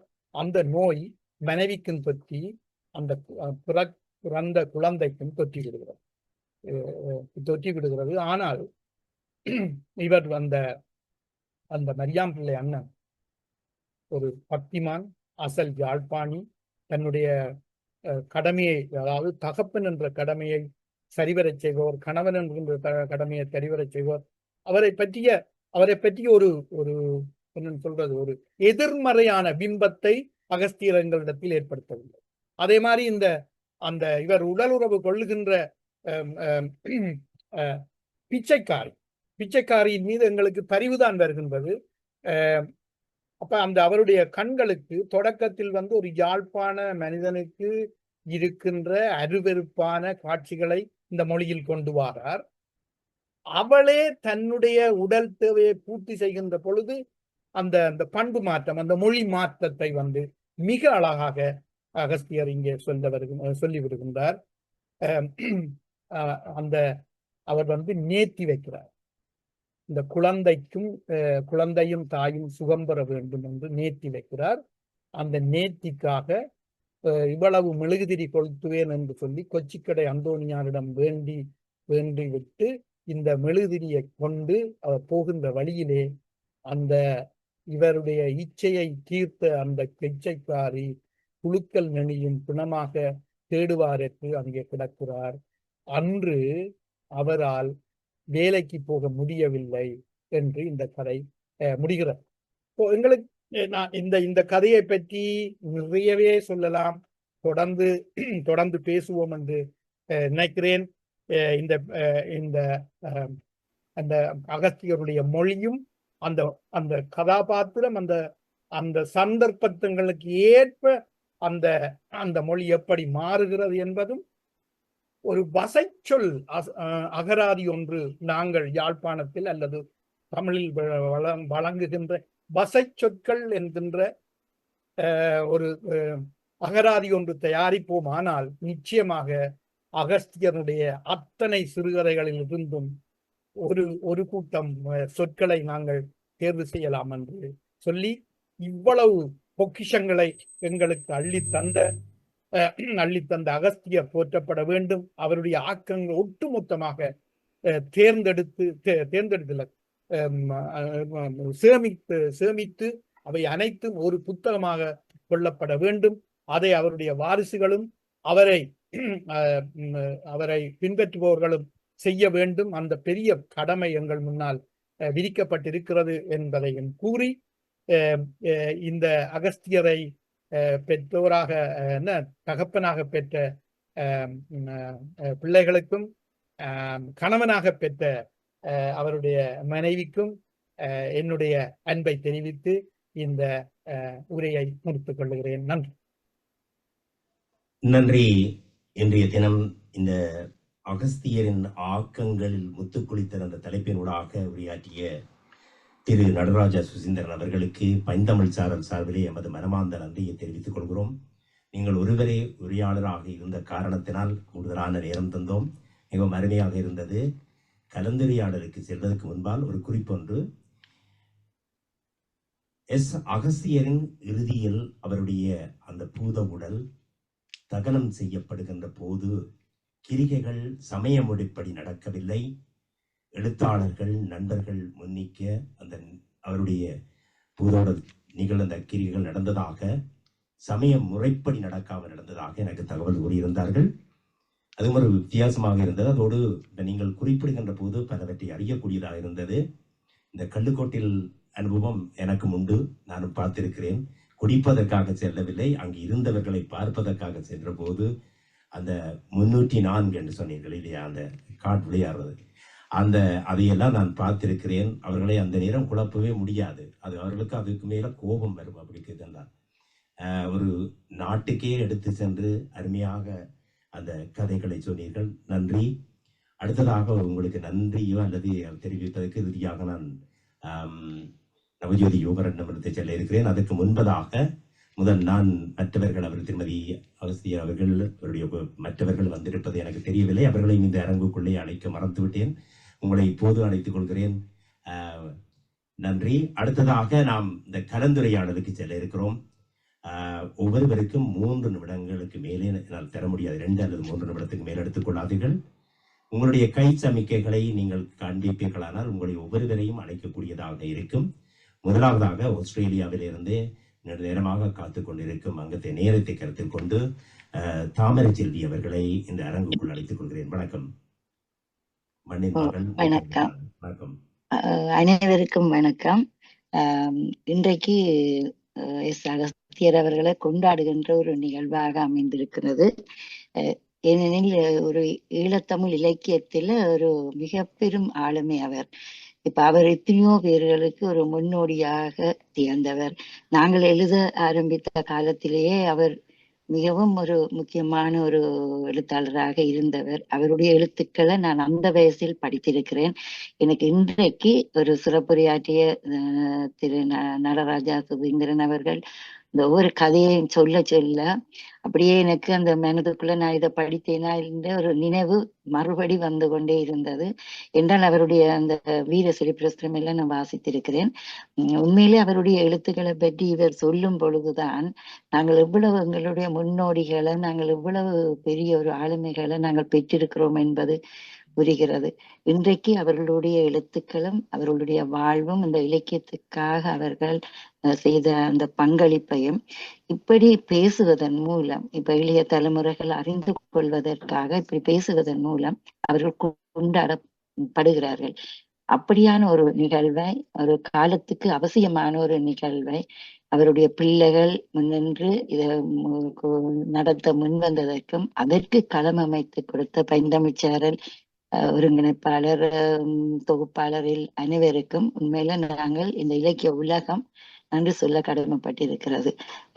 உண்மையில ஒரு மிகவும் சிறப்பான நிகழ்ச்சி. இதை இன்றைய பார்வையாளர்கள் மட்டுமல்ல, திரும்ப தொடர்ந்து பார்க்கின்றவர்களுக்கும் ஒரு நல்ல ஒரு அனுபவங்களையும் தரும், நிறைய ஒரு புரிந்துணர்வை தரும். அவருடைய அந்த ஆளுமை பற்றின சிறப்புகளை இனிவரும் சந்ததிகளும் பேசப்படும். அதற்காக களம் அமைத்த உங்கள் அனைவருக்கும் என்னுடைய பாராட்டையும் நன்றியையும் சொல்லிக் கொள்ளுகிறேன். உண்மையா அந்த பேசியவருக்கும் எனக்கு உண்மையில சிறப்பாக இருந்தது. உங்களுடைய பேச்சு எனக்கு நன்றாக பிடித்து கொண்டது. அனைவருக்கும் என் நன்றியும் வணக்கமும். நன்றி மூத்த எழுத்தாளர் மண்ணின் மகள் தாமரை செல்வி அவர்களை இந்த இவ்வளவு நேரம் நிகழ்ச்சியில தொடர்ந்திருங்கள். காத்திருந்து நமக்கு காத்திரமான கருத்துக்களை வழங்கியமைக்காக உங்களுடைய இந்த ஒத்துழைப்பினூடாகவும் உங்களுடைய ஊக்கத்தினூடாகவும் தான் இந்த பைந்தமிழ் சாரல் பல நிகழ்வுகளை நடாத்தி வருகிறது. நான் நினைக்கிறேன் இது 53 54வது நிகழ்வு நினைக்கிறேன். தொடர்ந்து நாங்கள் பயணிப்போம், எங்களோடு இணைந்திருங்கள். அடுத்ததாக நான் ஒரு தரம் கை சமைக்கிய காட்டுவதாக தெரியவில்லை. சால்ஸ் ஐயா அவர்கள் இருக்கிறார், அவருடையும் செல்லலாம். முடிந்தால் உங்களுடைய ஒலிவாங்கியை சரி செய்து கொண்டு ஒரு 2-3 நிமிடத்துக்குள் உங்களுடைய கருத்தை தெரிவிக்குமாறு அன்போடு கேட்டுக்கொள்கிறேன். வணக்கம். அவரை கேட்கவில்லை போல இருக்கு. சரி, அடுத்ததாக ஆதவன் அண்ணா இருக்கிறாரோ, ஓவியர் கவிஞர் ஆதவன் அவர்களை அழைப்போம். வணக்கம்.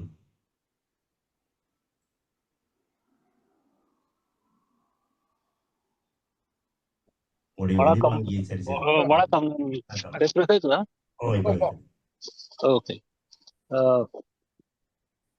நண்பனும் தோழனுமாகிய சுசியினுடைய அருமையான ஒரு ஆய்வை கேட்டேன். அதற்கு உங்கள் அமைப்புக்கு நன்றி. சுசியிட்ட இருக்கிற நல்ல தன்மை என்னென்றால், நாங்கள் ஒருவரும் அறியாத சில விஷயங்களை அவர் எங்களுக்கு தனது ஆய்வுகளின் மூலம் சுட்டி காட்டுவார். அந்த வகையில் அகஸ்தியருடைய மறுபக்கங்கள், அவருடைய நுட்பமான விஷயங்களை பற்றி அறியக்கூடியதாக இருந்தது. அகஸ்தியருக்கும் எனக்கும் இடையிலான தொடர்பு நான் சிறு வயதில் இருக்கும் பொழுதே அவரை நான் நன்கு அறிவேன். பின்னர் அவர் இறக்கும் தருவாயில் கூட தொடர்புகளில் தான் இருந்தேன். அவருடைய மகள் நவஜோதியை நான் நன்கு அறிவேன். அவர்களுடைய காதலிக்கிற நவஜோதியும் கணவரும் காதலிக்கிற காலத்திலிருந்து நான் நன்கு அறிவேன். ஒரு முறை நான் அட்வான்ஸ் ஹால் படித்து கொண்டிருக்கும் பொழுது பஸ்ஸில் 768 பஸ்ஸில் நாங்கள் டவுனுக்கு போறது. அப்ப அகஸ்தியரும் வருவார் கீரிமலையில இருந்து. அப்ப எனக்கு பக்கத்துல அகஸ்தியர் இருந்தார். நான் ஒரு மல்லிகை சஞ்சிகையை வாசித்து கொண்டிருந்தேன். பின்ன அவருக்கு பிடிச்சு கொண்டு கொஞ்சம் இந்த வயதுல இது படிக்கிறாருன்ட்டு அவர் என்னோட பேச்சு தொடர்றார். பேச்சு தொடர்ந்துட்டு உமக்கு பிடிச்ச எழுத்தாளர்கள் யாருன்னு சொல்ல, பின்ன நான் டேனியல் பிடிக்கும் அப்படி சொல்லி கொண்டு அகஸ்தியரையும் பிடிக்கும் அப்படின்னு சொல்ல, வேற கண்ணாட பார்த்துட்டு அகஸ்தியர்ல என்ன பிடிக்கும் அப்படின்னு கேட்டார். நான் ஒரு கதை பெரிய சொல்ல அப்படி சிரிச்சிட்டு நான் தான் அவர் இருந்தார். அப்படி நல்ல மிக மிக சுவாரஸ்யமான அனுபவங்கள் எல்லாம் அகஸ்தியரோட எனக்கு இருக்கு. அதில் இந்த நிகழ்வுல சுசீந்த பேச்சு மிக சிறப்பான பேச்சு. அதை நான் ஏற்கனவே சொல்வது போல எங்கள் எல்லாருக்கும் தெரியாத விஷயங்களை அவர் தனது ஆய்வுகளின் மூலமாக எடுத்து சொல்லுவார். பொதுவாக அவருடைய பேச்சுகள் அப்படித்தான் இருக்கும். அந்த வகையில் இது ஒரு மிக சிறப்பான பேச்சு. தோழனுக்கும் நண்பனுக்கும் சுசிக்கும் நன்றியும் வாழ்த்தும். நன்றி. நன்றி திரு ஆதவன் அவர்களே. உண்மைதான், அந்த அவருடைய பேச்சிலேயே ஒப்பீட்டளவில் அங்கே குறிப்பிட்டு சொன்னது எங்களுக்கு அது அந்த ஆர்வத்தை தூண்டியது. அவரிடத்தில் இதை மட்டும் குறிப்பிடாது, இது இந்த எழுத்தாளர் என்ன சொல்லியிருந்தார், இந்த புத்தகத்தில் எப்படி வந்திருந்தது என்று குறிப்பிட்டிருந்தது, அழகா இருந்தது. அடுத்ததாக ஓய்வு பெற்ற வைத்திய கலாநிதி ரஞ்சினி சுப்பிரமணியம் அவர்கள் இருக்கிறார். உங்களால் முடிந்தால், உங்களுடைய நிலைமை எங்களுக்கு புரியும், உங்களுக்கு முடிந்தால் உங்களுடைய கருத்தை பதிவு செய்யுங்கள். வணக்கம். வணக்கம். வணக்கம்.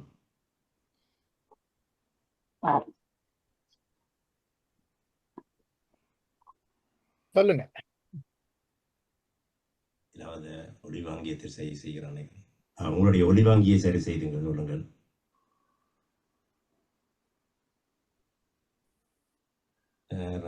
டாக்டர் ரஞ்சினி சுப்பிரமணியம் உங்களுடைய ஓ இப்ப சரியா இருக்கு. ரைட். உரையாளர் மிகவும் சிறப்பாக தனது பங்களிப்பினை நல்கினார். அவர்கிட்ட உரையில இருந்து நான் பழம்பெருமழுத்தாளர் அகஸ்தியர் பற்றிய பல புதிய விடயங்களை அறிந்து கொண்டேன். மற்றபடி நான் அகஸ்தியர் அவர்களின் பல படைப்புகளை நான் வாசித்ததில்லை. அவரின் மகள் நவஜோதியின் படைப்புகளை தான் இப்போது அதிகம் வாசித்துக் கொண்டிருக்கிறேன்.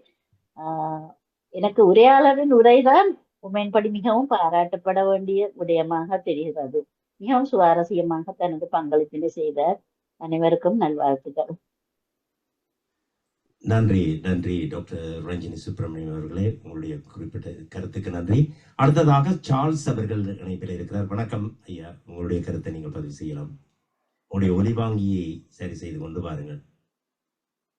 நான் பேசுகிறது உங்களுக்கு கேட்கிறதா? பாருங்க. வணக்கம். வணக்கம். சுசீந்திரன் கருத்துரை மிக சிறப்பாக இருந்தது. உண்மையில அகஸ்தியரை மீண்டும் படிக்க வேண்டும் போல எங்களுக்கு ஒரு ஆர்வத்தை தூண்டியது. ஒரு சில நாவல்களையும் சிறுகதைகளையும் வாசித்தாலும் கூட இன்னும் அவருடைய எல்லா கட்டுரைகளையும் கதைகளையும் வாசிக்க வேண்டும் என்கின்ற ஒரு ஆவலை அவர் தூண்டி விட்டிருக்கிறார் எங்களுக்கு. அதுதான் நான் நினைக்கிறேன் மிக அருமையான பேச்சு அது. அவருடைய கருத்துக்களுக்கு சுசியே எனக்கு சின்ன வயதிலிருந்து தெரியும். சுசீந்திரனை உறவுக்காரனும் கூட நல்ல நண்பரும். எனவே அதுவும் மிக சிறப்பாக இருந்தது. அதே போல பல பேர் வந்திருக்கிறீங்க. தாமரைச்செல்வி அக்கா, உங்களுக்கும் உங்களை இந்த நேரத்தில் பார்த்தது, உங்களுடைய கருத்தை கேட்டது மிக சிறப்பாக இருந்தது. பவானிக்கும் பஞ்சமிழ் சாரல் குலராஜா அவர்களுக்கும் நன்றியை தெரிவித்துக் கொள்கிறேன். நான் அடிக்கடி இந்த தளத்தில் வர முடியாமல் இருக்கும். எனக்கு ஞாயிற்றுக்கிழமைகளில் அது கொஞ்சம் கரைச்சலாக இருக்கிறது. ஒரு தமிழ் பாடசாலை ஒன்றில் இருக்கிறபடியால் அந்த நேரத்தில் நாங்கள் உங்கள்கிட்ட வரையிலாது இருந்தாலும் உங்களோட ரெக்கார்டுகள் அதோட கேட்டுக்கொண்டிருக்கிறோம். மிக அருமையான பணி, உங்களுடைய பணியை தொடர வேண்டும். மிக சிறப்பாக இருந்தது. அதே போல அகஸ்தியர் அவர்களுடைய துணைவியாருக்கும் பிள்ளைகளுக்கும் எனது அன்பையும் வாழ்த்துக்களையும் தெரிவித்துக் கொள்கிறேன்.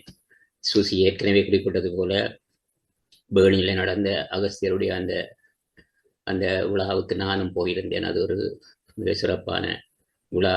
அவர் மிக எளிமையான மனிதர்களுக்காக எழுதி கொண்டிருந்தவர். அங்கேயும் கூட வந்து இந்த கோட்டையும் சூட்டையும் தந்துட்டாங்கள், எனக்கு இது ஒத்துக்கொள்ளவில்லை என்று சொல்லி சொன்னார் அந்த நேரத்தில். எனக்கு அது இன்னும் அது ஞாபகம் இருக்கிறது. நன்றிகள், வாழ்த்துக்கள் உங்கள் அனைவருக்கும்.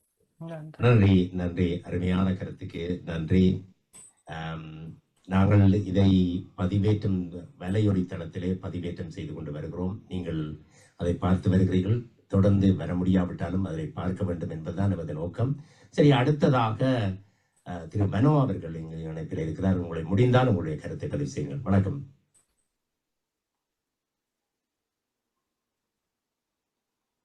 அவர் இல்லை, என்னடால் நீங்கள் கை சமிக்கையை காட்டாம முடிய போனால் எனக்கு எல்லோரையும் அழைப்பது கொஞ்சம் கஷ்டமாக இருக்கிறது. வேறு யாராவது இருந்தால் உங்களுடைய கருத்தை. வணக்கம். வணக்கம் மனோ. இது மனோ அவர்களே, வணக்கம். வணக்கம். எதிர்பாராம தான் அதில் கலந்து கொள்கிறோம். பேசுகிறதுக்கு தயாரிப்பு இல்லை. இருந்தாலும் இந்த நிகழ்வை பார்க்கல ஒன்றொன்று வார்த்தைகள் சொல்லலாம் மாதிரி படுகுது. அகஸ்தியர் அவர்கள் கூட எனக்கு மிக நெருக்கம். அதாவது எனக்கு சொல்லப்போனால் எனக்கு ஒரு இலக்கியத்தில் ஆனா அழுக கற்றுத்தந்தவர் அகஸ்தியர் என்று துணிஞ்சு சொல்வேன். அவர் கூட நிறைய விஷயங்களை பெற்றுக்கொண்டேன். நாங்கள் எல்லாம் இலங்கையில் இருந்த காலத்தில் இலக்கியத்துக்கும் எங்களுக்கும் எந்த தொடர்பும் இல்லை. அது ஒரு யாழ்ப்பாண சமூகத்தின் சாபக்கேடு. அது ஒரு பொதுமட்டான குடும்பங்களில் இலக்கியம் என்பது ஒரு திருண்டத்தகாததாக, இல்லாட்டா அதுக்குள்ள போனால் பிள்ளைகள் கெட்டு போடும். ஆக மிஞ்சி போனால் பத்திரிகைகளை படிக்கிறது ஒழிய அதில் உள்ள சித்திர கதைகள் படிக்கிறது தவிர்க்கு அதுக்கு அங்கால இந்த நாவல் சிறுகதை இலக்கியம் படித்தால் இந்த பிள்ளைகள் கெட்டு போடும் என்ற ஒரு துர்ப்பாக்கிய கருத்து இன்று வரைக்கும் நிலவுறது ஒரு அபத்தமானது. என்ன நிலவுது, அதை சரி செய்கிறது அவ்வளோ சுலபமான விஷயம் அல்ல. பாடசாலை மட்டங்களிலும் கூட அப்படித்தான் இருக்குது. இதையும் தாண்டி இலக்கியம் ஏதோ நகர்ந்து கொண்டு ஒரு வகை நகர்ந்து கொண்டிருக்குது. அப்போ என்ன போல ஆட்கள் நாங்கள் இந்தியாவில் வந்த பிறகு எங்களுக்கு கிடைச்ச ஒரு மன வறுமை இலக்கியத்தின்பால் எங்களை கொஞ்சம் தட்டிவிட்டது. அந்த நேரங்களில் எங்களுக்கு கிடைச்ச புத்தகங்கள் அதில் வாசித்து கொண்டு போய்க்கல இந்த செயல்பாடு எங்களுக்கு நெருக்கமாச்சது. அதில் இங்கே பாரிஸ் ஓரளவுக்கு இலக்கிய களமாக பல்வேறு சஞ்சிகைகள் வெளிவந்து கொண்டிருந்தது. ஆக்கபூர்வமான சஞ்சிகைகள், இலக்கிய கர்த்தாக்கள் தீவிரமாக இருந்தது. அதில் தமிழ் முறை சஞ்சிகை கூடாக எனக்கு இந்த சஞ்சிகைக்கான தொடர்பு கிடைச்சது. பிறகு நாங்கள் தேடல் சஞ்சிகை நடத்தியதில் தான் அகஸ்தியர் அவருடைய தொடர்பு எனக்கு கிடைக்குது. அப்போ கூட அகஸ்தியர் மிக எட்டாவது உயரத்தில் இருந்தவர். மிக பெரிய பெரிய எழுத்தாளர்கள் நாங்கள் இவர்களுக்கிட்ட போய் இந்த கதைக்கிறது அப்படி என்று. ஆனாலும் ஒரு பக்கண்டவர் மிக நெருக்கமாக எங்களோட பழகக்கூடிய, எங்களை உற்சாகப்படுத்தக்கூடியதாக இருந்தார்.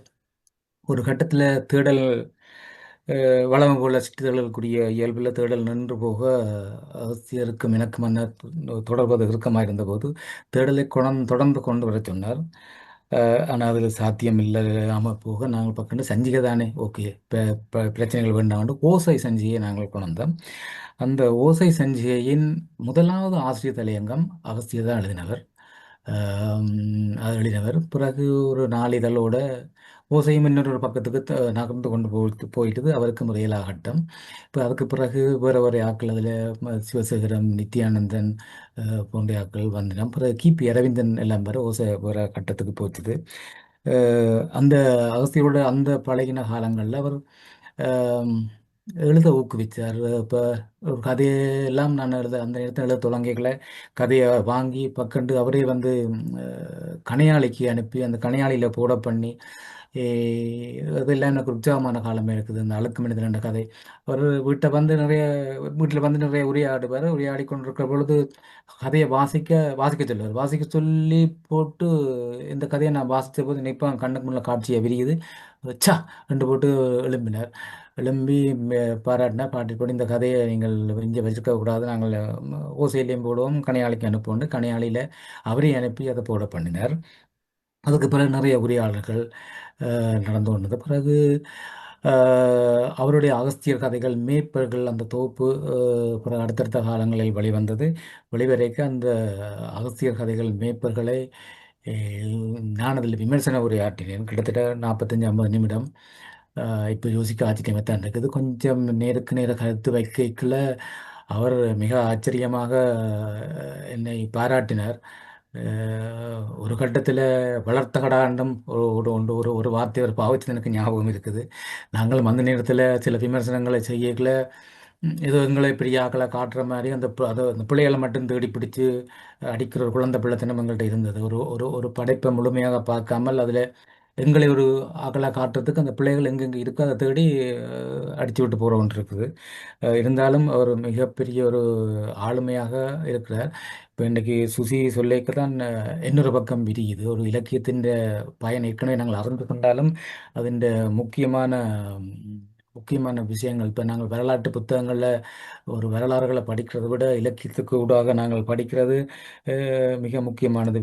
இவர் சொன்னது டேனியல் எஸ்போவாக்கள் புத்தகங்கள் எல்லாம் கூட இப்படி தாராளமாக வந்திருக்குது. நனமுடைய தோதலெல்லாம் மிக அற்புதமான ஒரு படையல் தான் எஸ்போவனுடையது. ஆசிரியருடைய கதைகளுக்கு கூட சொன்ன அந்த ஊர்ச்சண்டியன், திருச்சண்டியர்கள் பற்றியெல்லாம் மிக அவர் கதைகளுக்கு அங்கால என்னுடைய நிறைய விஷயங்கள் எனக்கு சொல்லி இருக்கிறார். என்ன நான் இதுக்கு பிறகு தான் படிக்க தொடங்கினான். தன்னுடைய புத்தகங்களை படிக்க தந்திருக்கிறார். இந்த சண்டியன், மணியம் இவையெல்லாம் நான் இப்போ யோசிச்சு பார்க்குறேன். இப்போ நாங்கள் இப்படி தான் இருந்து எழுதுவோம், எங்களுக்கு பயம் வந்துடும். உங்களுக்கு திருப்பி அடிச்சு கிடிச்சு போடுவாங்களோ அப்படி இப்படிலாம் சின்ன பயம் வரும். ஆனால் இவர்கள் அந்த காலத்தில் இதெல்லாம் எழுதியிருக்கிறார்கள். மற்றது இந்த முற்போக்கு எழுத்தாளர் சங்கம் மிக முக்கியமான ஒரு ஒரு ஒரு பங்களிப்பு. அதில் அகஸ்தியர் மிகப்பெரிய இயங்கு சக்தியாக இயங்கியிருக்கிறார். மற்றது அவர் முற்போக்கு எழுத்தாளர் சங்கம், பிரேம்ஜி, மற்றது முருகபூதி இவர்களை பற்றி சொல்கிறது மட்டுமில்லை, அந்த வரலாறுகளை நாங்கள் மிக கதை கேட்கிற விருப்பம் தானே. இப்போ கதைகளை அவர் இயல்பாக சொல்லிக்கிட்டு தண்டப்பாடில் இயல்பாக உள்ளுக்கு போகுது. அது மட்டுமில்லை, எஸ்எம்ஜி முற்போக்கு எழுத்தாளர் சங்கம் அவருக்கு எல்லாம் பிரேம்ஜிக்கு இவர் முருகபதி அவருக்கெல்லாம் கடிதங்கள் போடுவார். என்ன கடிதம் போட போனார், அவர்கிட்ட இருந்து கடிதம் பெறும். இதெல்லாம் வந்து எங்களுக்கு ஒரு உற்சாகம் தான். இந்த பெரிய ஆக்கள் எங்களோட கடிதம் போட்டு இயல்பாக உரையாடணும். அந்த முருகபதியோட இப்போ அந்த தொடர்பு நீளுது. மற்றது இந்த முற்போக்குகள இவர்களுடைய அடிப்படை சண்டைகள், இந்த இலக்கியத்தில் இந்த குடும்ப சண்டைகள் போல சண்டைகள் அந்த காலத்திலேருந்து இன்று வரைக்கும் தொடருது. சில சில வேறு வேறு கோணங்களில் இருக்கும். ஆனால் இந்த சண்டைகள் இது என்ன மனிதர்களான இலக்கியவாதிகளும் அவர்கள்ட்ட வந்து மனித குணாம்சங்கள் அதெல்லாம் செறிஞ்சிருக்கும். அந்த சண்டைகள் போட்டிகளும் பொறாமைகளும் கூட அந்த நேரத்தில் இன்று வரைக்கும் வளர்ந்துருக்குது. கோஷ்டியாக சேர்ந்து சண்டை பிடிக்கிறது, கோஷ்டியிலிருந்து விடுபடாமல் இருக்கிறது. அது நாங்கள் இன்றைக்கு இந்த வளர்ச்சியான நாடுகளில் வந்திருந்து கூட அது அங்கங்கே தொட்டு கொண்டு தான் இருக்குது. ஆனால் அந்த நேரத்தில் வந்து இந்த கோஷ்டி சண்டைகள்லாம் வந்து இலக்கியத்துக்கு நின்று சண்டை பிடிச்சார்கள் ஆச்சரியமாக இருந்தது. அது முற்போக்கெழுத்தாளர் நற்போக்கெழுத்து அந்த கோஷ்டி சண்டைகள்லாம் வந்து மிக ஆரோக்கியமாக இருந்தது. இன்றைக்கு கூட அப்படி ஏதாவது சண்டை கூட நடக்காதான்ற கட்டம் இருக்குது. அப்படி ஒரு சண்டை வந்து ஒரு இலக்கியத்தை இன்னும் மேலே கொண்டு போகும். மற்றது ஆக்கள் ஒரு வயசு போக போக சோர்ந்து போகிற சூழல் இருக்குது. இருந்தாலும் இந்த சுசீந்திரன் எல்லாம் வந்து இதில் வந்து கதைக்கிறது. சுசீந்திரன் ஒரு யங்கு சக்தி, எழுத கேட்டால் எழுத மாட்டார். அவ்வளவுக்கு தான் ஆக்கினப்படுத்தினாலும் மிக கஷ்டம். ஓமோமெண்ட்லாம் சொல்லுவார், மிக கஷ்டம். ஆனாலும் எல்லாருக்கும் எல்லாம் வாய்க்காது. சுசீந்திரன் நல்ல பேச்சாளர். அவர் இந்த இலக்கிய சந்திப்பின் ஆரம்பகால ஒரு ஒரு ஒரு இலக்கிய சந்திப்பு தன்னுடைய பணியை புலம்பெயர் சூழலில் ஆற்றினது. ஒரு காத்திரமான பங்களிப்பை இன்றைக்கு இப்படியே போனாலும் அது ஆற்றினது. அந்த இலக்கிய சூழலை உருவாக்கத்துக்கு சுதந்திரம் போலாக்கள் மிக முக்கியமானார்கள். இதெல்லாம் வந்து வரலாறு. பிறகு மனஸ்தாபங்கள் வரும், பிடிபடும், அடிபடும், சிதஞ்சு போனாலும் வரலாறுகள் பதிவுகள் தான். ஆனால் அவன் என்ன சார்ல்ஸ் இதில் இருக்கிறார். அவருக்கு என்ன சொல்ல ஞாபகம் இருக்காது, ஹொலாண்ட். அதில் ஆனால் என்ன சஞ்சிகை இப்போ சார்ல்ஸும் வந்து இங்கேயே போயிட்டான்னு நான் கேள்விப்பட்டேன். ஆனால் திரும்பி இதில் வந்திருக்க சந்தோஷமாக இருக்குது. இந்த இலங்கையிலையும் யாழ்ப்பாணத்தில் நடந்த கூட்டமில் பேசுறதா இருந்து பிற கடைசியில் இதை காண இல்லை. ஓகே, ஆனால் சார்ல்ஸ் போலியாக்கெல்லாம் வந்திருக்கிற சந்தோஷமாக இருக்குது. ஆனால் இதே நேரத்தில் இன்னும் ஒன்று கவலையாக இருக்குது. இல்லை தமிழ் தெளிவக்காவே இல்லை, நாங்கள் கேள்விப்பட்ட ஆக்கள்லாம் எனக்கு பழக்கம் இல்லை. ஆனாலும் இதையெல்லாம் கலந்து கொள்ள சந்தோஷம் இருக்குது. ஆனால் ஒரு ஒரு கவலைக்குரிய விஷயம், ஆலோசனைகள் வழங்குற சுகம். ஆனால் கஷ்டமான விஷயம் என்னென்றால் இதில் வந்து பாருங்கள், எல்லாரும் வந்து கிட்டத்தட்ட 50க்கு மேலே 60 70 இங்கே ஆக்கள் இருக்கப்படுது. அடுத்த தலைமுறை இதுக்குள்ள வரே இல்லை. இதில் இப்படி ஒரு சந்திப்பை வந்து இப்போ பவானியோ யாரோ பயந்தமிழ் ஆர்கனைஸ் பண்ணுறது வந்து சாதாரண விஷயம் இல்லை. 20 பேர் ஒன்றிணைக்கிறதே இப்போ நாங்களும் இல்லை இயங்கி கொண்டிருக்க விடயம் தெரியும், மிக மிக கடினமான விடயம். அப்போ அவைகிட்ட வந்து நீங்கள் அதையும் இதையும் செய்யணும்னு சொல்ல இல்லாது, இன்னும் லோட் பண்ண இல்லாது. ஆனாலும் எங்களுக்கு வேலை இருக்குது. இப்படி ஒரு சந்திப்பை ஆர்கனைஸ் பண்ணுறது, சந்திப்பை எப்படி செழுமப்படுத்துறது, அதை இன்னும் வங்காள கொண்டு போகிறது ரெண்டெல்லாம் இருக்குது. சுசீந்திரன் எல்லாம் நான் இன்னும் கணக்கு எதிர்பார்க்குறேன். சுசீந்திரன் மாதிரி இல்லை சமாளிச்சுட்டு போயிட்டார். இன்னுமே நம்ம அவர்கிட்ட செய்யக்கூடிய ஆற்றலும் இப்போ ஆசிரியர் அவர் வந்து முழுமையாக இதுக்குள்ள வர வேணும்.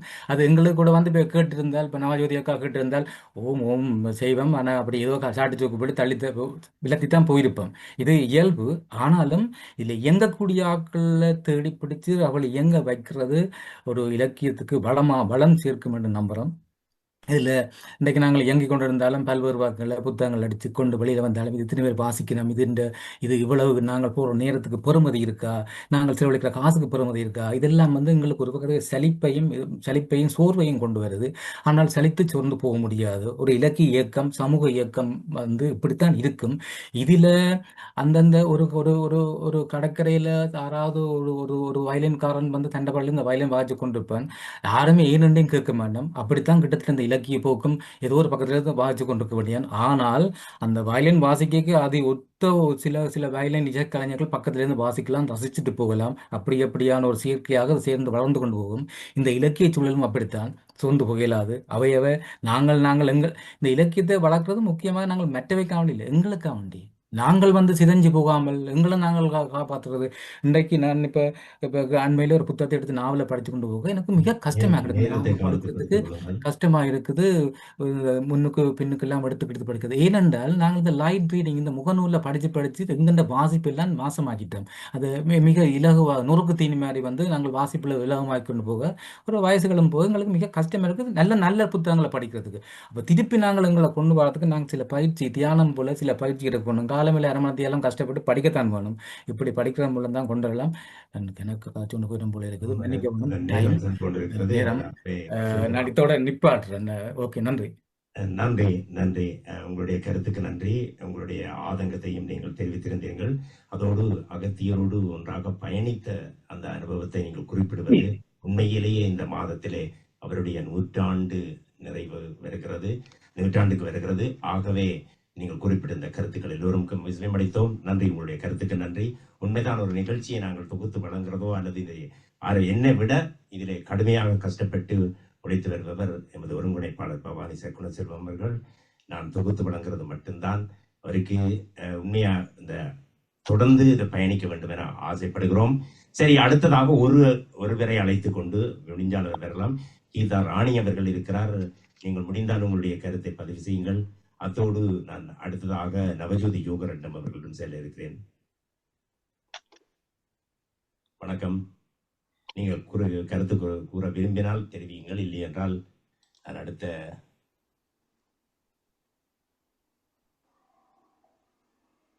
சரி அவர் வர முடியவில்லை போல் தெரிகிறது. சரி, அடுத்ததாக ஒரு நிமிஷம் தந்தீங்கன்னா நல்ல விருப்பமா. உங்களுடைய கடைசியாக வருகிறேன், ஏனென்றால் நான் இறுதியாக நான் உங்களுடையும் ஒருத்தருடையும் நான் கொடுப்பது வழக்கம். வணக்கம் வணக்கம் வணக்கம் வணக்கம். கேட்கிறதா? கேட்கிறது. ஒரு 2 நிமிடத்துக்குள் உங்களுடைய கருத்தை. நானும் ஆரம்பத்திலிருந்து கேட்டுக்கொண்டேன். நாங்களும் திருமதி நவஜோதி அவர்களுடையதான் எங்களுக்கு வாசிப்பு கிடைத்தது. ஆனால் இன்று ஒரே இடத்துல அன்றைக்கு நடந்தது, நானும் இந்த சிறு வயதில் இந்த மடுவம் என்ற சொல்ல இன்றைக்கு மீளவும் கேட்டேன். நானும் கேள்விப்பட்டிருக்கிறேன். யாழ்ப்பாணம் பக்கத்துல எங்களோட பாட்டி அவர்கள் அதுகளை சொல்லி மடுவம் என்று இப்போது நினைவுக்கு வந்தது. இப்படி நிறைய விஷயங்களை இப்படி இந்த விமர்சன உரையில இந்த முத்துக்கள் கோர்த்த இடத்துல நிறைய அறிந்து கொண்டோம். இன்னும் அகஸ்தியர் ஐயாண்ட நூல்களை தேடி வாசிக்கணும் என்ற ஆர்வத்தை எனக்கு இது தந்தது. அந்த இதுக்கு நான் இந்த ஒரே இடத்துல நிறைய நாங்கள் ஒன்றா தேடி பார்க்க நிறைய காலம் எடுக்கும். எல்லாத்தையும் தொகுத்து தாரத்துக்கு சந்தர்ப்பம் தந்த பவானிக்கும் இந்த நேரத்துல மிக்க நன்றிகளை இந்த நிகழ்ச்சிக்காக கூறிக்கொண்டு எனக்கு சந்தர்ப்பத்தை தந்ததுக்கு நன்றியுடன் விடைபெறுகிறேன். நன்றி, வணக்கம். நன்றி கீதாராணி அவர்களே. அடுத்ததாக விவோ அவர்கள். வணக்கம். வணக்கம். வணக்கம் வணக்கம் வணக்கம் ஐயா. இந்த நிகழ்ச்சியை ஒழுங்கு செய்த அந்த அமைப்புக்கும் இந்த விழா இந்த நிகழ்விலே கூடியிருக்கக்கூடிய அனைத்து அறிஞர்கள் நவஜோதி அக்காவுக்கும் என்னுடைய அன்பான வணக்கம். என்னுடைய தாய்மண்ணின் எழுத்தாளர்களில் தலை சிறந்த எழுத்தாளர்களாக போற்றப்படுகின்ற எஸ். அகத்தியர் ஐயா அவர்களுடைய நூற்றாண்டு நிறைவையொட்டி இந்த நிகழ்வில் கலந்து கொள்வதில் எனக்கும் பெருமையாக இருக்கிறது. நான் லண்டனில் இருந்து வேணுகோபாலன் கதைக்கிறேன். காலத்தின் பதிவுகளே வரலாற்றின் பாதைகளாகின்றன என்று நான் கேள்விப்படுகிறேன். வாழ்க்கையின் பக்கங்களை நமக்கு பாடங்களாக கற்பிக்கும் உண்மையான உணர்வுகளோடு எழுதக்கூடிய எழுத்தாற்றல் மிக்க அகத்தியர் ஐயா அவர்களுடைய நாவல்கள், கதைகள், சிறுகதைகள் ஒரு சிறந்த ஒரு எடுத்துக்காட்டாக இருப்பதாக நான் பலர் கூறியதை அறிந்திருக்கிறேன். நான் வாசித்த காலங்களில் அவரை பற்றி எனக்கு தெரியாது. அதனால் அவருடைய புத்தகங்களை வாசித்திருக்கிறேன். ஆனால் அவர் யார் என்று எனக்கு இப்போதுதான் தெரிகிறது. நண்பர் சுசீந்திரன் அவருடைய ஆளுமையான அந்த விமர்சனங்களின் ஊடாக ஒரு விமர்சனங்களின் வெளிப்பாடுகளே வாசகர்களின் ஆவலை தூண்டுகின்றன என்ற ஒரு பார்வையில் அவருடைய ஆழமான பார்வை, அவருடைய அந்த அந்த அகத்தியர் ஐயா அவருடைய நூல்களை மிக சிறப்பாக தேடி எடுத்து ஒரு ஒழுங்காற்றாக அவர் செய்திருந்தார். சுசீந்திரன் ஐயா அவர்களுக்கு என்னுடைய பாராட்டுகளும் நன்றிகளும். நான் இங்கே லண்டனில் தமிழ் பாடசாலை, அதாவது வெஸ்ட் லண்டன் தமிழ் ஸ்கூல் என்று சொல்லக்கூடிய மேற்கண்டன் தமிழ் பாடசாலை A-level பிள்ளைகளுக்கு படிப்பிக்கிறேன். அங்கே அந்த அந்த அந்த இலக்கியங்கள், எங்களுடைய தமிழ் இலக்கியங்கள் அவர்களுக்கு படிப்பிக்கப்படுகின்றன. அதுபோல இப்படியான அந்த இடத்துல அந்த A-level படிக்கிற பிள்ளைகள் நாவல்கள் பற்றிய சமரி எழுத சொல்லி கேட்பார்கள். அப்ப இந்த அகத்தியர் ஐயாவுடைய ஒரு சமரிய ஆங்கிலத்தில் நீங்கள் இந்த இணையதளங்களில் பதிவு செய்தால் அது அந்த வளரும் தலைமுறை, எங்களுடைய இலங்கை வளரும் தலைமுறை பரம்பரை பிள்ளைகளுக்கு அது உதவியாக அமையும் என்று நான் நினைக்கிறேன். அந்த அந்த ஒரு வேண்டுகோளை உங்களிடம் விடுக்கிறேன். ஏனென்றால் இந்திய நாவல்கள், அக்கால கவிதைகள், இக்கால கவிதைகள், நாவல், கதை, நாடகம் என்று நாங்கள் கற்பிக்கும் போது எங்களுடைய புத்தகங்களும் ஒரு சில சேர்க்கப்பட வேண்டும் என்று நான் பல தடவை கேட்டிருக்கிறேன். ஆனால் கிடைக்கவில்லை. நவஜோதி அக்கா அவர்கள் அப்படி ஒரு சமரிய தருவார்களா இருந்தால் நான் பிள்ளைகளுக்கு அதை கற்பிக்கக்கூடிய ஒரு சந்தர்ப்பம் கிடைக்கும். இந்த சந்தர்ப்பத்தில் எங்களுடைய தமிழ்நாட்டு நூல்களுக்கு ஈக்குவலாக எங்களுடைய அகத்தியர் ஐயா விளங்கி இருக்கிறார் என்பதை சுசீந்திரன் ஐயா ஊடாக நான் அறிந்திருக்கிறேன். அதனால் அவர் பற்றிய ஒரு ஆங்கில சமரி ஒன்றை எனக்கு தரும்போது நான் அதை மாணவர்களுக்கு கற்றுக் கொடுக்கக்கூடிய ஒரு சந்தர்ப்பம் கிடைக்கும் என்று கேட்டுக்கொண்டு இந்த நிகழ்வை ஒழுங்கு செய்து மிகச் சிறப்பாக நடத்தி கொண்டிருக்கும் அனைத்து தமிழ் உள்ளங்களுக்கும் என்னுடைய நன்றிகளையும் பாராட்டுகளையும் வாழ்த்துக்களையும் தெரிவித்துக் கொள்கிறேன். நான் லண்டனிலிருந்து வேணுகோபாலன். நன்றி, வணக்கம். நன்றி திரு வேணுகோபாலன் அவர்களே, உங்களுடைய கருத்துக்கு நன்றி. நவஜோதி அவர்கள் இதை கேட்டிருப்பார். அவர் அதுக்கான வழிகளை செய்வார் என நம்புகிறோம். இந்த கருத்துக்களோடு நேரத்தை கருத்தில் கொண்டு நான் நவஜோதி யோகரட்னம் அவர்களிடம் செல்கிறேன். அவர் கருத்துரைக்கலாம், நன்றி சொல்லலாம். வணக்கம். வணக்கம், நன்றி. அதோட சிவகுமாரி நீண்ட கால நேரமாக அப்ப காத்து கொண்டிருக்கின்றார். அவர்கிட்ட கருத்தையும் கேட்கலாம். இரண்டாவது சிவகுமாரி நான் அவதானித்தின் கூடுதலாக இருக்கின்ற பார்த்து கொண்டே இருக்கின்றார். அவரிடம் ஒரு வார்த்தை கேட்டுவிட்டு இந்த சிவகுமாரி வினாசி தம்பி அவர்கள் வணக்கம். உங்களுடைய கருத்தை பதிவு செய்யுங்கள். என்னால் எனக்கு கை சமிக்கைகளை காட்டுவீர்களாக இருந்தால் எனக்கு அழைக்கக்கூடியதா இருக்கும். ஏனென்றால் யார் விரும்புவார்கள் விரும்ப மாட்டார்கள் என்று எனக்கு தெரியாது. வணக்கம். எல்லோருக்கும் வணக்கம். அருமையான நிகழ்ச்சியை கேட்கறதுக்கு எனக்கு ஒரு சந்தர்ப்பம் கிடைச்சிருக்குது. நன்றி பவானி அக்கா மற்றும் ராஜ்குலர்ராஜ் மற்றது நவஜோதி, உங்களுக்கு நன்றி. என்னென்று சொன்னால், எழுத்தாளர் அகஸ்தியர் பிறந்த காலத்துல நாங்க பிறந்திருக்கவே இல்லை. நான் அதாவது அவர் 70களில் நாங்க பிறந்த நாங்கள் ஆனபடியா அவருடைய சில கதைகளை மட்டுமே எனக்கு வாசிக்கிறதுக்கு கிடைச்சது. அதுவும் கிட்டடியில தான் வாசிக்க கிடைச்சது. அதுல சுவடுகள் என்ற கடைசி பதிவினை நான் வாசிச்சேன். அது ஒரு வித்தியாசமான ஒரு கடைசி யுத்த காலத்து கதையை, யுத்த கால சம்பவங்களை வைத்து அவர் எழுதியிருக்கிறார். அது எனக்கு நல்லா பிடிச்சிருந்தது. அதை பற்றி நவஜோதியோடையும் நான் கதைச்சேன். நூற்றாண்டு விழா ஒன்றை நாங்கள் செய்யணும் என்றதை விரும்புகிறோம். அது எதிர்வரும் காலத்துல அது நடக்கும் என்று நான் விரும்புகிறோம். மற்றது இன்றைக்கு அகஸ்தியரை பற்றின உரையை திரு சுசீந்திரன் அவர்கள் சொன்ன போதுதான் எனக்கு பல விஷயங்களை நானும் அறிந்து கொண்டேன். அந்த நேரத்துல பிறந்திருக்காவிட்டாலும் கூட, அதாவது அந்த நேரத்தில் நாங்கள் அதுகளை வாசித்திருக்காத போனாலும் கூட இன்றைக்கு இவருடைய உரையாடலின் மூலமாக பல விஷயங்களை அறிந்து கொண்டேன். அதுக்கு மிகவும் நன்றி. இத தொகுத்தளிச்ச உங்கள் எல்லோருக்கும் நன்றி. எல்லோருக்கும் எனது பாராட்டுக்களும். நன்றி சிவகுமாரி வினாசி தம்பி அவர்களே, உங்களுடைய கருத்துக்கு நன்றி. நவஜோதி யோகரட்னம் அவர்களுடன் செல்வோம். வணக்கம். ஆமா, வணக்கம். நான் நேரம் கருதி எனது கருத்தை சுருக்கமாக கூற விரும்புகின்றேன். உண்மையாக இன்றைக்கு கொஞ்சம் இப்படி சரிச்சிங்கன்னா படம் மாறி இருக்கா? அது தலைகளா நிக்கிற முடிவோட வந்திருக்கிறீங்க. இப்ப சரி, அது மாறி இருக்குது, பரவாயில்லை. உண்மையாக இன்று மிக மிக எனக்கு மகிழ்ச்சி, சந்தோஷமா இருக்கிறது. அத்துடன் இந்த எனக்கு எப்படி ஆரம்பிக்கின்றது என்று அவ்வளவு தூரம் ஒரு சந்தோஷமாக இருக்கின்றது. முதற்கண் இந்த நிகழ்வை ஒழுங்கமைத்த பவானிக்கும் ராஜ்குலராஜ் அவர்களுக்கு மிகுந்த நன்றியை தெரிவித்துக் கொண்டு, இதில் முக்கியமாக இன்று அகஸ்தியரின் அதாவது அவருடைய முத்து குளித்த அவருடைய முத்து குளிப்பைத்தான் நான் முத்து குளித்துதான் விட்டேன். இரண்டாம் மாநில தரிசனங்களை நாங்களும் வாசித்திருக்கிறோம் தான் ஒவ்வொரு சொன்னது. ஆனா சுசீந்திரன் அவர்கள் சொன்ன விதமும் அதாவது மனு அவர்கள் கூறியது போன்று அதில் திரும்ப ஒருக்கா நாங்கள் வாசிக்கணும் என்று ஒவ்வொரு கதையும் ஒவ்வொருத்தர் பார்க்கிற பார்வை வேறு. அந்த விதத்தில சுசீந்திரன் அவர்களுக்கு நான் மிகுந்த எமது குடும்ப சார்பில் மிகுந்த நன்றியை தெரிவித்துக் கொள்கின்றேன். மிக மிக அருமை, அற்புதம். இந்த நிகழ்வு கூட எனக்கு இன்றைக்கு ஒரு சந்தோஷமா இருக்கிறது. எல்லாமே ஒரு ஆளுமை, ஒரு கனதியான ஒரு நிகழ்வாக எனக்கு பட்டது. நான் அதிகமாக பவானி என்ற நிகழ்வு ராஜ்குலராஜ் ஒருங்கிணைக்கும் அதில் அதிகமாக வந்து செல்கின்ற நான் இன்றும் அந்த வளமை மாதிரி தான் என்றாலும் இன்று எனக்கு கூடுதலான கனதியான ஆட்கள் எல்லாரும் வந்து இதுல கதைத்தது மிகவும் மிக சந்தோஷமா இருக்கிறது. இதில் வந்து அதிக காலத்துக்கு பிறகு திரு சார்ல்ஸ் அவர்களை கண்டது மிக மகிழ்ச்சி. அவரை நான் இடக்கிടെ கண்டிருக்கின்றேன், ஹாலண்ட்லேயும் கண்டிருக்கின்றேன். ஆனால் சுசீந்திரன் அவர்கள் கூறிய போதுதான் இந்த இந்த அவருடைய இலக்கிய சந்திப்பில் அந்த வேளையிலும் இவர் பங்கு பற்றி இருக்கின்றார் என்று அறிந்த வேளையில எனக்கு மிகவும் சந்தோஷமா இருக்கிறது. மிகவும் சந்தோஷம்.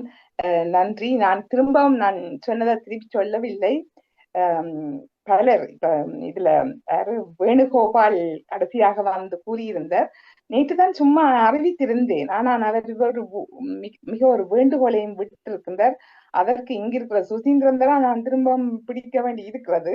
அவரைத்தான் நான் இன்னும் ஏன்னா இன்றைய பிறகு சுசீந்திரன் நாங்கள் விட்டு கலைக்க வேண்டும் மாதிரியான ஒரு ஃபீலிங் ஒன்று வந்திருக்கின்றது.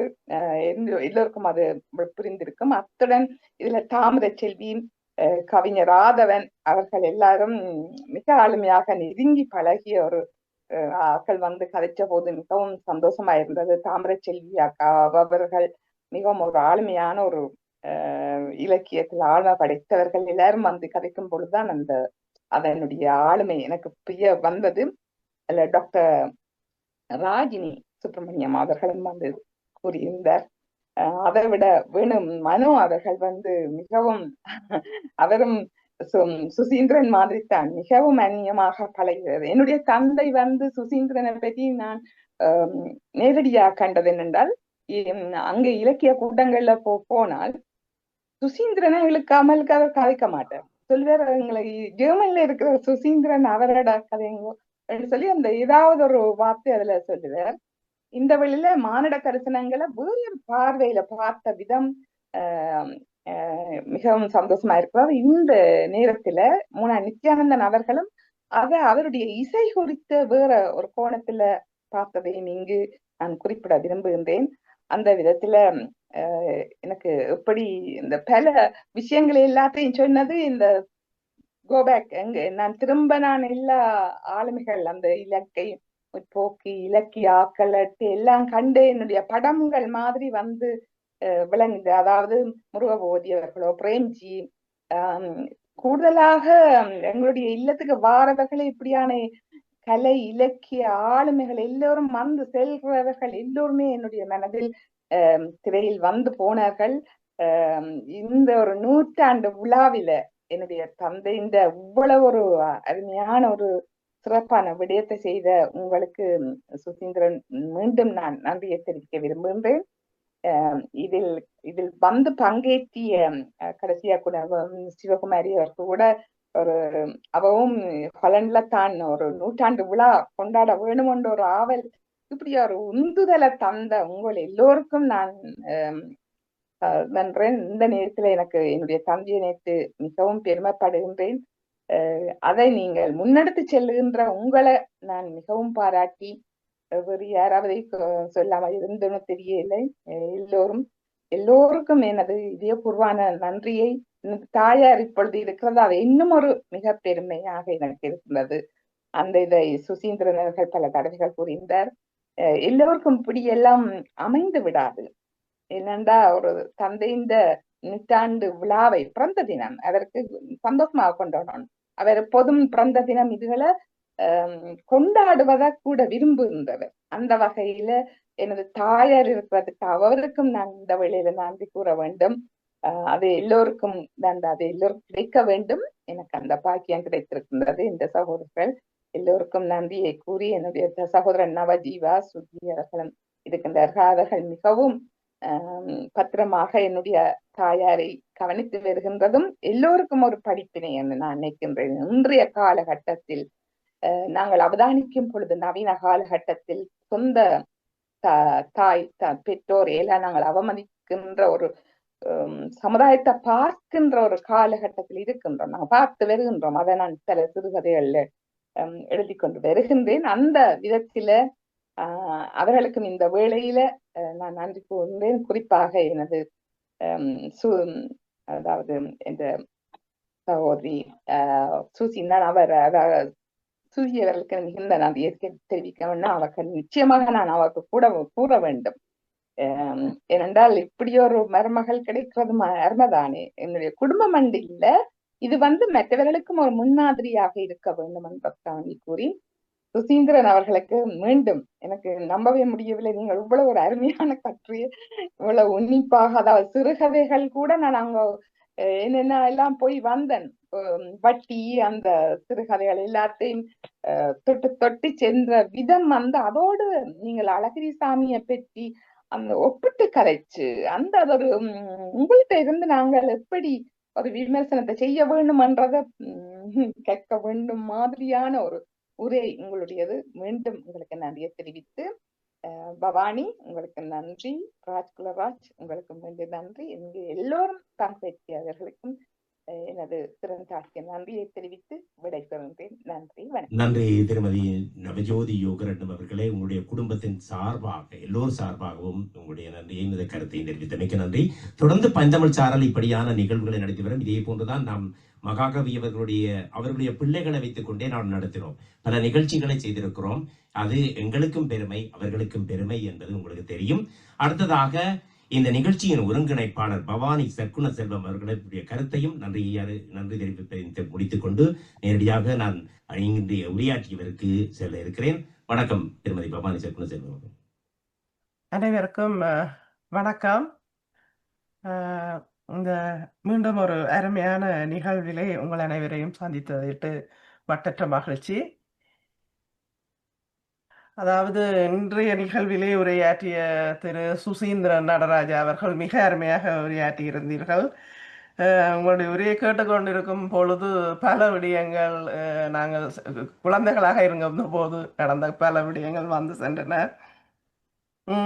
நான் யோசிச்சேன், எத்தனையோ விமர்சனங்களை நாங்கள் சந்தித்து விட்டோம் இந்த பைந்தமிழ் சாரன் ஊடாக. இன்னும் எத்தனை பேர் இப்படி இலைவரைகாயாக இருப்பார்களோ என்ற ஒரு எண்ணம் தோன்றியது. மிக அருமையான சுவாரஸ்யமான உரை. அதுலேயே அந்த 3-0-4 என்ற விளையாட்டு எங்களுடைய குடும்ப விளையாட்டாக இருந்தது. இந்த கல்லை குடிச்சிட்டு அடிச்சோம்னா எனக்கு சிரிப்பு வந்துட்டு. ஏன்னா நாங்கள் எங்களுடைய தங்கச்சி பிறக்கம் முன்னும் நாங்கள் 4 பேர், அண்ணாவும் நானும் அம்மாவும் அப்பாவும் விளையாடுறது. அப்போ நாங்கள் அந்த ஜக் எல்லாத்தையும் கிள்ளி விடுறது. கிள்ளினா எல்லாருக்கும் தெரியுது இது ஜக்குண்டு. இந்த ஒவ்வொன்றில் கிள்ளி விடுறது, அப்படியான சட்டைகள் எல்லாம் செய்கிறோம் நாங்கள். அப்போ கிள்ளி போட்டால் அதை எனக்கு போடுறோம். அப்போ எனக்கு ஜக் வேறு அந்த மாதிரி எனக்கு அந்த பழைய ஞாபகங்களை தந்தது. பட் அந்த பயோஸ்கோப்ன்ற சொல்லு டச்சு சொல்லு.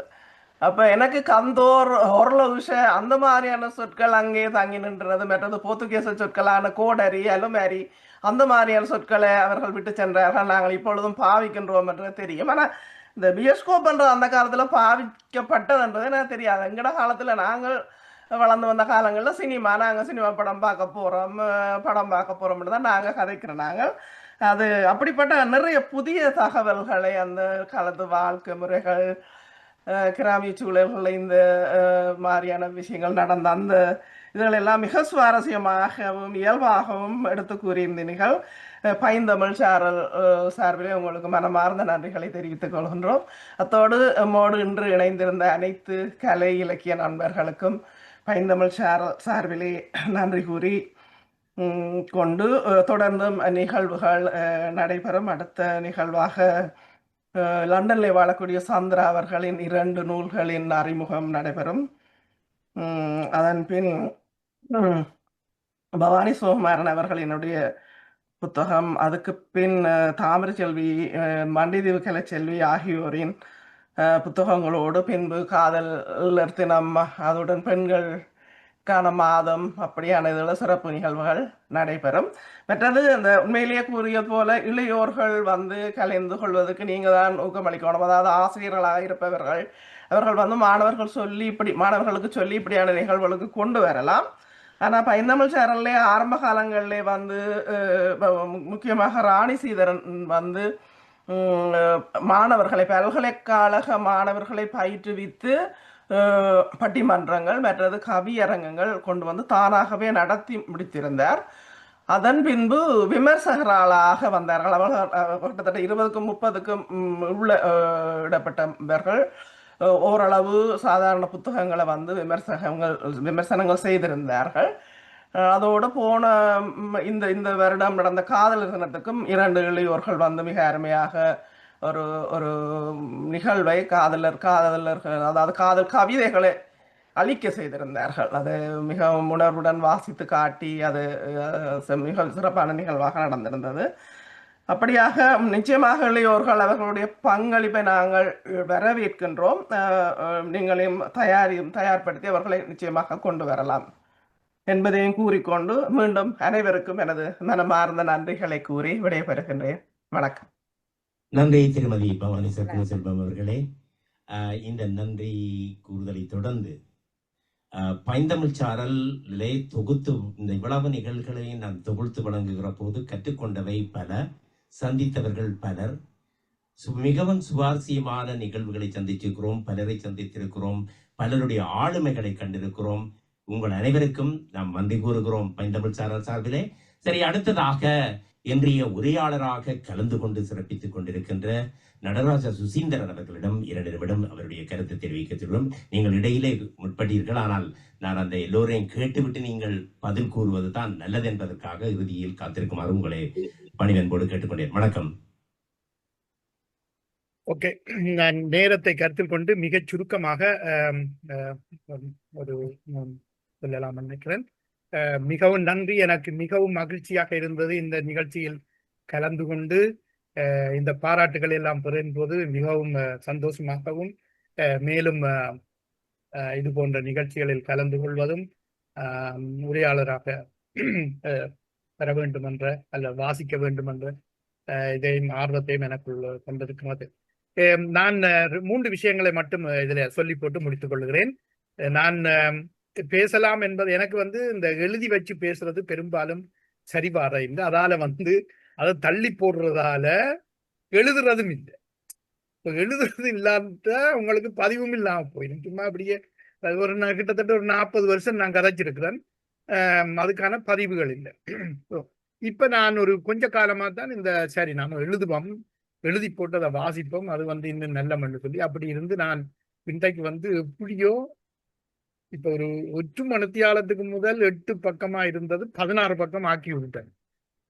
இப்ப நான் கொண்டு வந்தது 16 பக்கங்கள். அந்த 16 பக்கங்கள்ல நான் உங்கள் முன் சமர்ப்பித்தது 4 பக்கம்.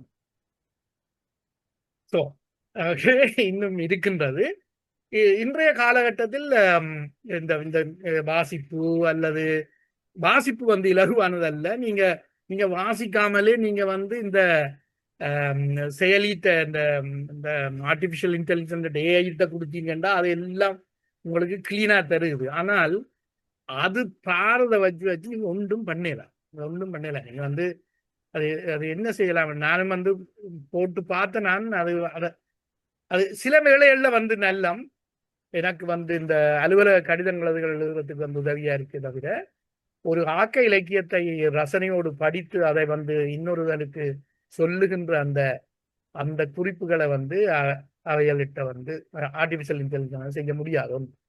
எனக்கு 2வது நான் எனக்கு இந்த ஒப்பியல் இலக்கியம் அல்லது ஒப்பீட்டு இலக்கியம் மிகவும் விருப்பமான துறை. அந்த வகையில எஸ்போ எழுதிய சடங்கையும் அகஸ்தியருடைய ஒரு சில கதைகளையும் ஒப்பிட்டு, ஏன்னா சடங்கு இப்ப நாங்க இன்றைய காலகட்டத்தில் பார்த்தோம்னா அதுக்குள்ள ஒன்றுமே இல்லை. ஆனா அந்த காலத்துல இது பாலியல் எழுத்தாளர், பால் எழுத்தாளர் என்று சொல்லி, ஆனா இவர் எங்களுடைய அகஸ்தியர் லேசுப்பட்ட ஆள், குசும்ப நாள், நல்ல நல்ல நல்ல இதான அவருடைய அந்த மொழி ஆளுமையும் அந்த அந்த மக்கள் மொழியை பேசுறதிலும் மக்கள் மொழியை சொல்லுறதிலும் மிகவும் இருக்கு. அந்த பண்பு மாற்றங்கள் இப்ப நாங்க நிறைய சொற்கள் அவர் சொல்லுகின்ற சொற்கள் எல்லாம் இப்பவும் பேசிக்கொண்டிருக்கிறோமா? இன்றைய சமூகம் அதை பேசுகிறதா? யாழ்ப்பாணத்தில் பேசுகிறதா இல்ல மட்டக்களப்பில் பேசுகிறதா என்றெல்லாம் நமக்கு தெரியாது. இப்ப இந்த முட்டை கோப்பி அதே மாதிரிதான் நாங்க பழகுற பொருட்கள். இந்த முட்டை கோப்பி இப்பவும் இருக்கா யாழ்ப்பாணத்தில் அல்லது இலங்கை தமிழகத்தில்? இந்த முட்டை கோப்பி சமாச்சாரம் இருக்காது எனக்கு தெரியாது. உண்மை நான் கேள்விப்படையில. அது கொடுப்பது வழக்கம் எங்கே என்றால் அந்த ஃபர்ஸ்ட் நைட்டுக்கு போய் வந்தோடனே ஒருக்கா அடிச்சு கொடுப்பேன் அந்த முட்டை கோப்பி. எங்களோட அப்பாவுக்கு அம்மா அடிச்சு கொடுக்கறது தெரியுது எனக்கு. அந்த மற்றது இந்த பாய் போடுறது என்ற இதெல்லாம் வருகிற அந்த இவர் வந்திருக்கிறார். இந்த சடங்கு நாவல் நான் நல்லா ஒப்பிட்டு வச்சேன்னா நல்லா இருக்கும். இந்த சடங்கு நாவல்ல எஸ்போவுடைய சடங்கு நாவலும் இந்த இவருடைய நேர்த்திக்கடன் நாவலும் சில சமாந்தரங்கள் இருக்குன்னு சொன்னேன். அதுல அந்த அபவாவே முன் பாய் போடுதல் அவ்வளவுதோட முடியுது. அந்த அந்த அந்த அந்த விபரிப்பு அவையே பாய் போட்டாங்க. எவ்வளவு அற்புதமாகவும் எவ்வளவு இங்கிதமாகவும் இந்த இலக்கியங்களை எங்களுடைய முன்னோர் எங்களுடைய குருவானவர்கள் கை கொண்டிருக்கிறார்கள் என்பதும் என்னுடைய ரசனைக்குட்பட்டதாக இருக்கிறது என்று கூறி, இந்த சந்தர்ப்பத்தில் எனக்கு மிக பாராட்டையும் எனக்கு இந்த சந்தர்ப்பத்தையும் தந்து என்னையும் பாராட்டி இந்த கலந்து கொண்ட உங்கள் அனைவருக்கும் மிக்க நன்றியோடு விடைபெறுகிறேன். நன்றி. நன்றி. உண்மைதான். ஒரு நூலை திறனாய்வு செய்வதே எவ்வளவோ மணித்தியாலங்கள் எடுக்க முடியும். ஆனால் இதிலே நாவல்கள், சிறுகதைகள், குறுங்கதை அப்படி என்று வருகின்ற போது அதை சுருக்கி சாராம்சமாக மற்றவர்களை தூண்டுகிற அளவுக்கு செய்வதற்கு ஒரு கலை, அந்த கலை உங்களிடமிருந்து பார்க்கக்கூடியதாக எங்களுக்கு இருந்தது.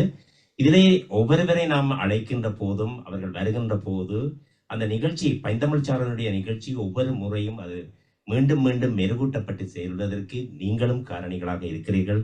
ஆகவே உங்களுக்கு பைந்தமிழ் சாரல் சார்பிலே எமது மனமார்ந்த நன்றியை தெரிவிக்கிறோம். அது மட்டுமல்ல, திரு எஸ் அகஸ்தியர் அவர்கள் இருந்திருந்தால், இதை அவர் கேட்டிருந்தால் எவ்வளவு சந்தோஷப்பட்டிருப்பார் என்பதை அவர்களுடைய பிள்ளைகள், அவருடைய மனைவியை இப்படி இருந்து அவர் பார்க்கிறார்கள். ஆனால் உங்களுக்கு அவருடைய ஆசீர்வாதம் என்றும் உண்டு என்று கூறிக்கொண்டு நிகழ்ச்சியை நிறைவுக்கு கொண்டு வர இருக்கிறேன்.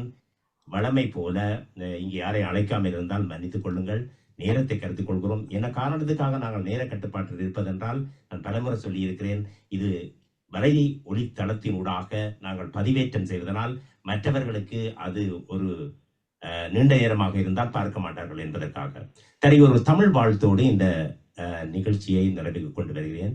மண்ணின் மனமே, மானிட குணமே, மக்களின் மொழியே, மரபின் விழியே, வேரின் வலியே, விழுதின் நலமே, வீழ்ந்தும் எழும்பும் வீரத்தின் மொழியே, சொல்லின் சுடரே, சிந்தனையில் நெருப்பே, சிந்தனை தெளிவே, செம்மையின் நிறைவே, அறத்தின் அழகே, அன்பின் விளக்கே, அகத்தின் ஒளிரும் அறிவின் விளக்கே, பொய்யை எதிர்க்கும் புதுமையின் குரலே, பொதுமை வளர்க்கும் புரட்சியின் முரசே, அடிமை விளக்கும் அறிவொளி வாளே, அநீதியை வெல்லும் ஆற்றலின் வேலே, கண்ணீர் துடைக்கும் கருணையின் கரமே, காயம் ஆற்றும் கனிவின் மருந்தே, ஏழையின் ஏக்கம் ஏந்திடும் தோளே, ஏழையின் ஏக்கம் ஏந்திடும் தோளே, எளியவர் வாழ்வில்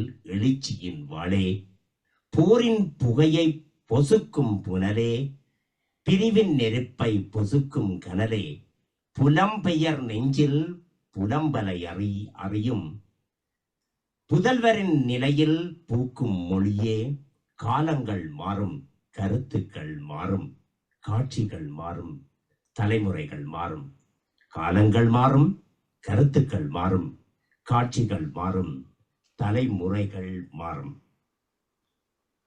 இத்தோடு நாம் இந்த நிகழ்ச்சியை நிறைவுக்கு கொண்டு வர இருக்கிறோம். மீண்டும் இன்னும் ஒரு நிகழ்ச்சியினூடாக உங்கள் அனைவரையும் சந்திக்க இருக்கிறோம்.